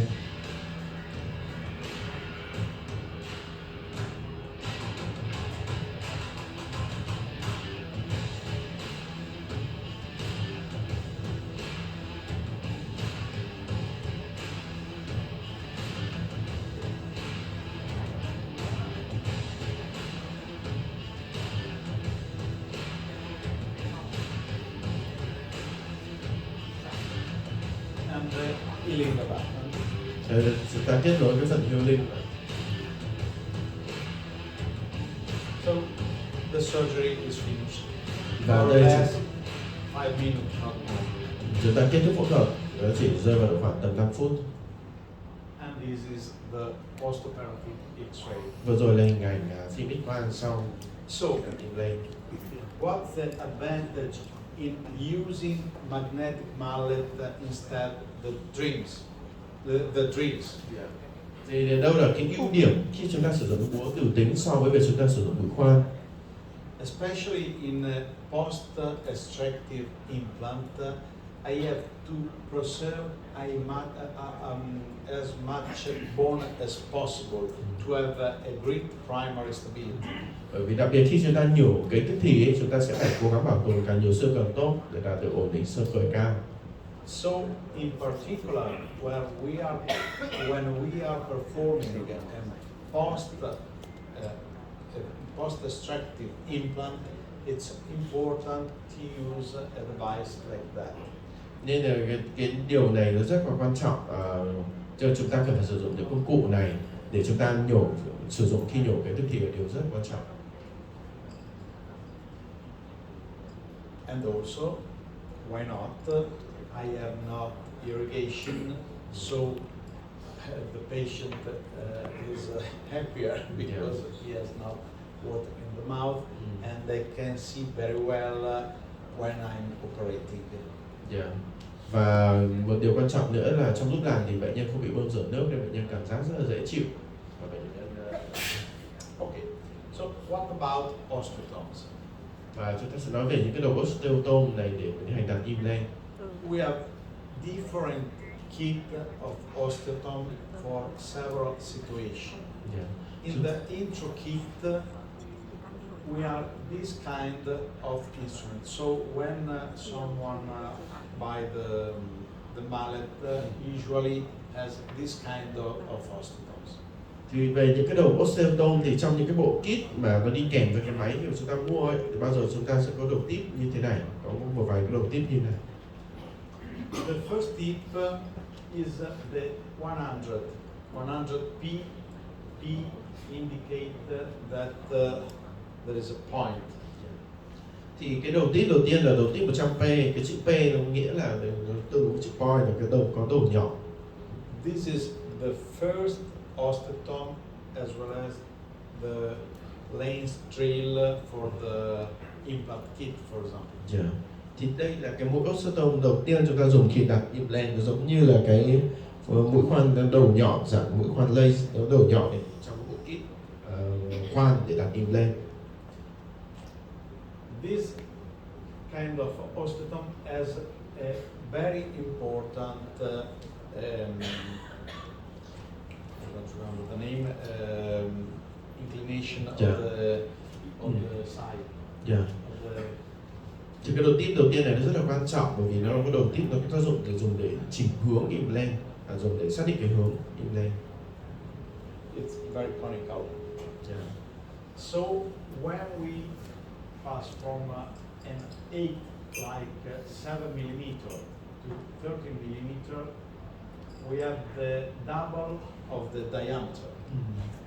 Thì và khi mà chúng ta sử dụng các đầu tip này và chúng ta đi xuống cái chiều dài từ 7 mm cho đến 16 mm, chúng ta sẽ có cái đường kính khác nhau của theo từng chiều dài. It's very important to know that because we have to choose the sequence of our osteotome based on the height and the diameter of the implant that we want to put. Thì cái thông số này thông số quan trọng mà chúng ta cần phải biết để chúng ta có thể đặt implant, bởi vì mỗi implant chúng ta tự định kế hoạch nó sẽ có chiều dài và đường kính khác nhau. When we have chosen the diameter and the height of the implant, we are able to understand the sequence of the osteotome that we have to use. Và khi chúng ta, ví dụ như trước khi tiến hành phẫu thuật, chúng ta phải biết về cái đường kính và chiều dài implant dự kiến chúng ta bao nhiêu để chúng ta biết là chúng ta sẽ sử dụng các cái đầu osteotome nó có theo cái lần lượt thứ tự như thế nào. For example, we have to put maybe an ideal implant of 4 millimeter of diameter and 30 millimeter of length. Ví dụ trong tình huống này chúng ta định đặt implant đường kính 4 mm và chiều dài 13 mm. So we have to look at this graphic, the diameter of the osteotome is 30 millimeters. With the first tip, we have 2.8 millimeter yet of diameter. Yeah. Thì với cái trên cái đầu tip này với chiều dài tương ứng 13 mm thì cái đường kính nó sẽ là 2.8 mm.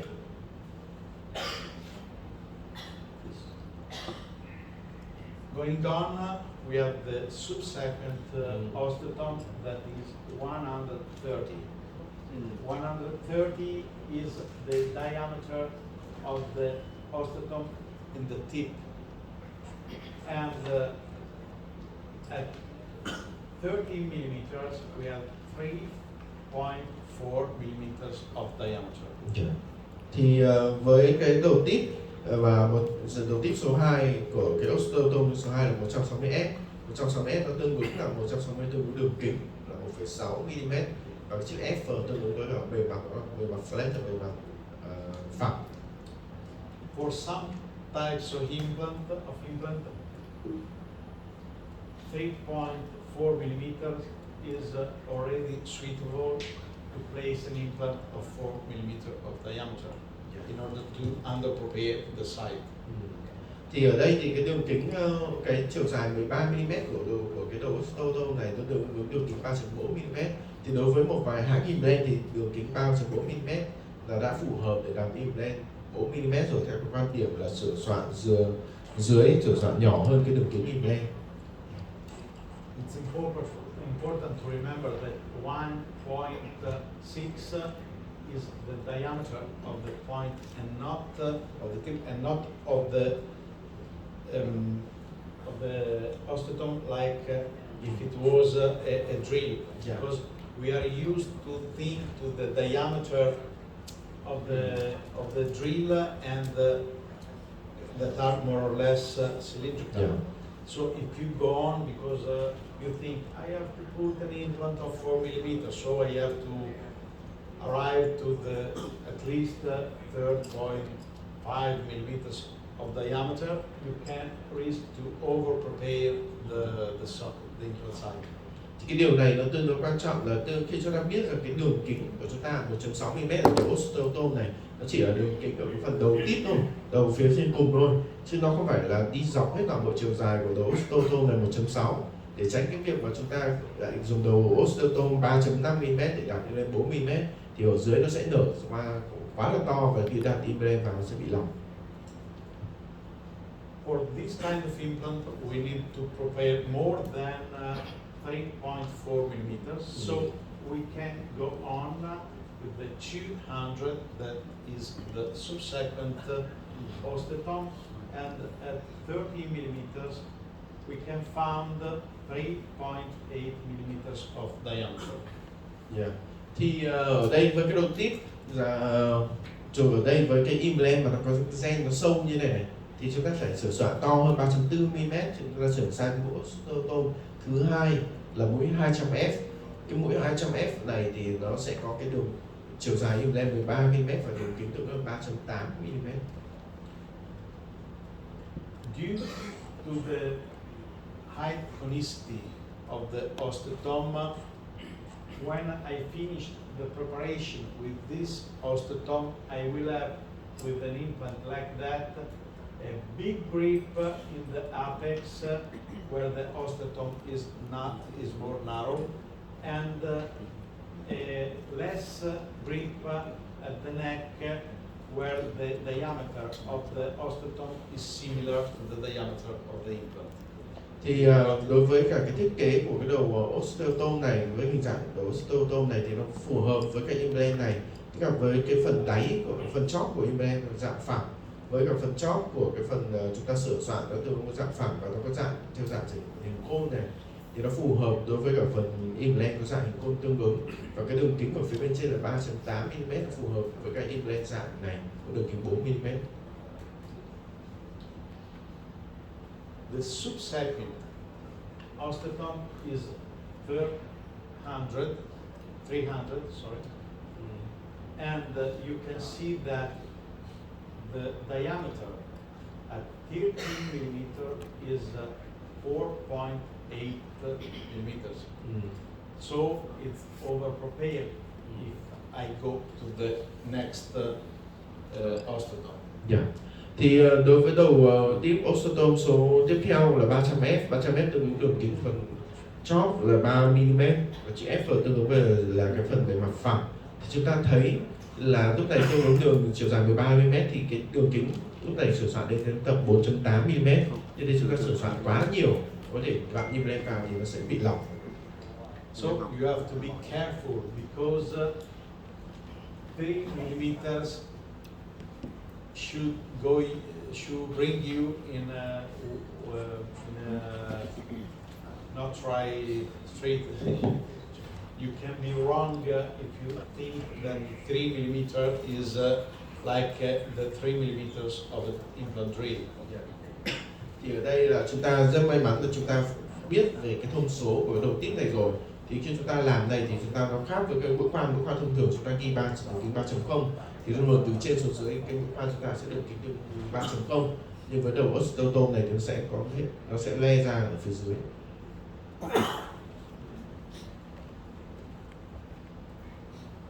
But if I have an implant 4.5 millimeter and 8.5 millimeter of length, this instrument is suitable because at 3 millimeter, at 8.5 millimeters of length, we have 4.2 millimeter of diameter. Nhưng đây là trong một tình huống khác chúng ta thay cái implant này bằng implant đường kính 1.5, chiều dài là 8.5 mm thì cái đầu tip 300F này phù hợp để đặt implant. Vì tương đương với cái chiều dài 8.5 mm này thì cái đường kính tại vị trí đấy là 4.2 mm, nó nhỏ hơn so với đường kính implant. In the most of implant kit, usually we think about the diameter of the implant that is corresponding to a diameter of a drill. And it's not important the height of the implant, but in this system, in this kind of kit of osteotome, we need to know the implant that we want to place before to prepare the site, in order to choose the right sequence of instrument. Yeah. Thì thầy nhắc lại một lần nữa, đối với những mũi khoan mà chúng ta khoan làm implant thông thường ấy, thì cái mũi khoan đấy chúng ta thì nó ghi đường kính bao nhiêu thì toàn bộ dọc chiều dài của nó thì cũng tương ứng với đường kính chùm đấy. Nhưng với cái đầu osteotome này thì nó khác, là chúng ta sẽ tiến hành là chúng ta, tức là cái phần đường kính của phần đầu tít thì là một đường kính, nhưng càng xuống dưới cái đường kính nó càng thay đổi nhiều, nên chúng ta cần phải biết về thông số này để chúng ta lựa chọn là cái bước sau cùng, là cái chiều dài sau cùng, những đường tít sau cùng để đặt implant. Sorry. And there are many other diameter and shape of the traditional osteotome. Someone also like a stairs. You have more steps. Yeah. Thì ở đây thì chúng ta cũng có những cái đầu osteotome với đường hình dạng và đường kính khác nhau. Ví dụ như cái đầu osteotome này nó dạng như dạng bậc thang. But every time you need to place an implant, you have to know before which is the implant, and then choose the sequence based on these graphs. Thì trước khi mà chúng ta đặt implant bằng cái bộ dụng cụ búa từ tính này thì chúng ta sẽ phải biết về những cái thông số về đường kính và chiều dài của cái đầu tít để chúng ta lựa chọn cái đầu tít phù hợp. To prepare the implant site with this kind of device is very useful in order to recontour the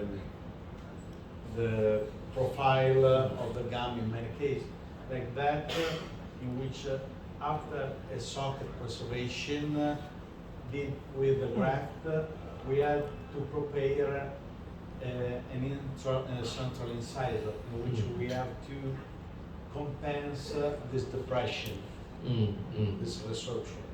Yeah. Thì ở đây thì thầy nói là sử dụng những cái búa từ tính này nó có tác dụng là để làm thay đổi một chút cái cần tua mặt ngoài khi chúng ta cấy implant.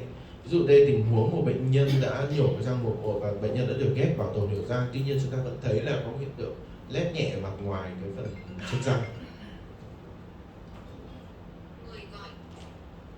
Using this kind of osteotome, it was able to recontour the gum because the osteotomes expand and not take the bone out. Yeah. Thì nhờ vào việc sử dụng búa từ tính này thì chúng ta có thể làm chúng ta tạo dạng lại, tăng cái độ phẳng mặt ngoài của chân răng hơn, bởi vì là chúng ta không lấy bỏ phần xương ra mà chúng ta nong cái phần xương ra phía mặt ngoài. So we can obtain natural profile. Và chúng ta phải đạt được cái thẩm mỹ gần giống tự nhiên nhất. This is the situation in which we can prepare a narrow ridge directly with this kind of osteotome to make a reshape, recontouring of the bone. Đây là một trong những tình huống lâm sàng chúng ta có thể sử dụng cái búa từ tính này để nong và nén cái xương phía bên ngoài, đặc biệt trong trên cái sống hàm nó hẹp như thế này. We are able to recreate a new wall of the implant site sometimes. Chúng ta có thể tạo ra một thành xương mới ở phía mặt ngoài cho bệnh nhân. Look at this video. In this video, we are going to prepare the site for place an implant. And if you look when the osteotome is working, you can see very well the profiling, the new recontouring of the bone. Ở đây một ca tình huống lâm sàng thì sử dụng cái đầu búa từ tính này để nong xương ra để đặt implant, thì trong lúc làm thì chúng ta có thể nhìn thấy cái phần cần tua phía bên ngoài nó được cải thiện, được đẩy ra phía bên ngoài để cải thiện ở phần mặt ngoài cho bệnh nhân.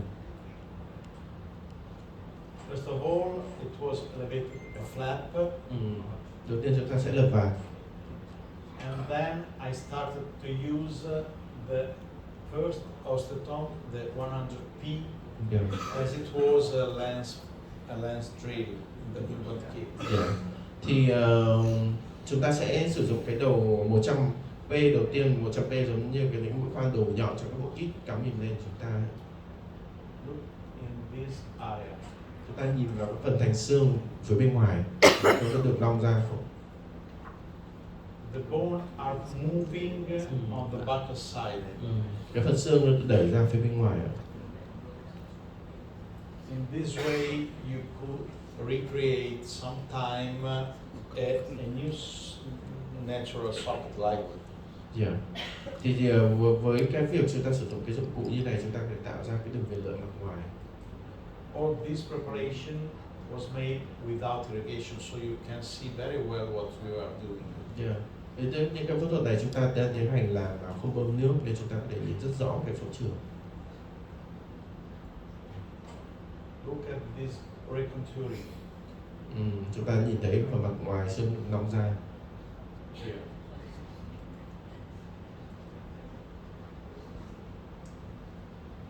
The bone in this case was not so hard, more or less like a D3 in the scale. Cái phần xương ở trong ca này thì nó không quá cứng, nó rơi vào khoảng xương D3. But condensing the bone, I had a very high stability with a great torque of insertion. Yeah. Thì ở đây thì chúng ta nhìn thấy là cái xương không có cứng được nhiều và dưới sự bố từ tiếng chúng ta đạt được cái xương khởi nó tương đối là cao. Okay, see that I recreated a new contour. Mọi người thì nhìn vào hình vừa rồi là chúng ta nong được cái phần thành xương ra phía bên ngoài, tạo dạng lại phần mô mềm cho bệnh nhân. And after that, the stability was so high that I could put a healing abutment. Bởi vì ổn định sức khỏe rất cao nên chúng ta có thể đạt healing cho bệnh nhân luôn. Is the time of break? Sorry. So now we have a break, and we can see together in a few minutes.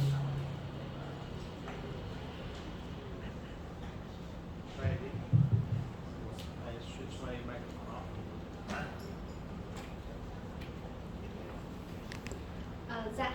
Kính thưa quý bác sĩ, xin mời quý bác sĩ chúng ta sử dụng tea break và có thời gian nghỉ trong khoảng tầm 15 phút.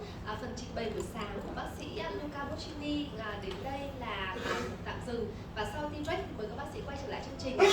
Và trong thời gian này thì rất là mong các bác sĩ chúng ta sẽ có những cái câu hỏi, thì mời các bác sĩ chúng ta có thể viết cái câu hỏi này lên trên giấy và gửi cho team IMP chúng em, và chúng em sẽ tập hợp lại để gửi cho báo cáo viên để trả lời các bác sĩ trong buổi sáng và buổi chiều nay ạ. Xin cảm ơn các bác sĩ rất là nhiều ạ.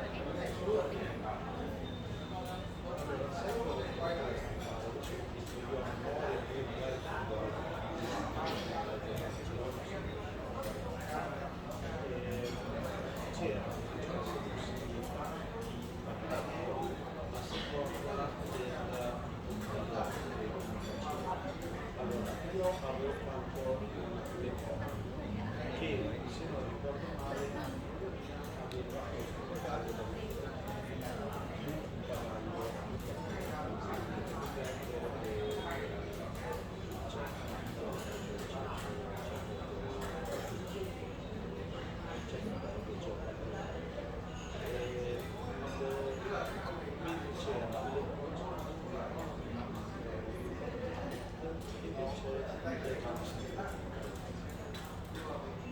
quindi se riesci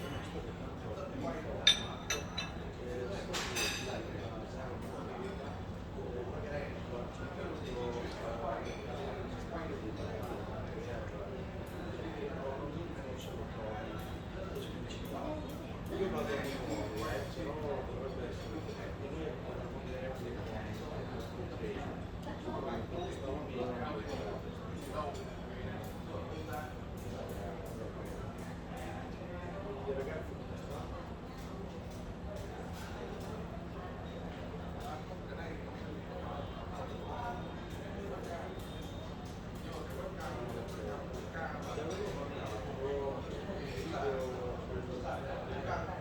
poi dimmi se mi sembra buono o se no lo rifaccio.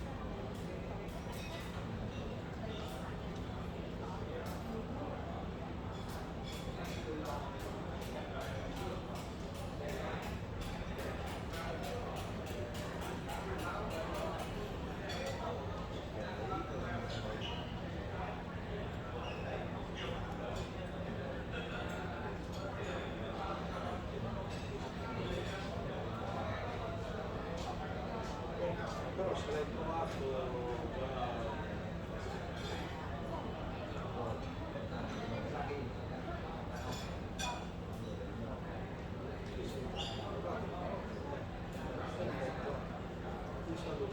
dopo avevo mandato un video a Dalia per fare una protezione del discorso sì, ma ha risposto sì, ma è un secondo o è un secondo non lo posso fare se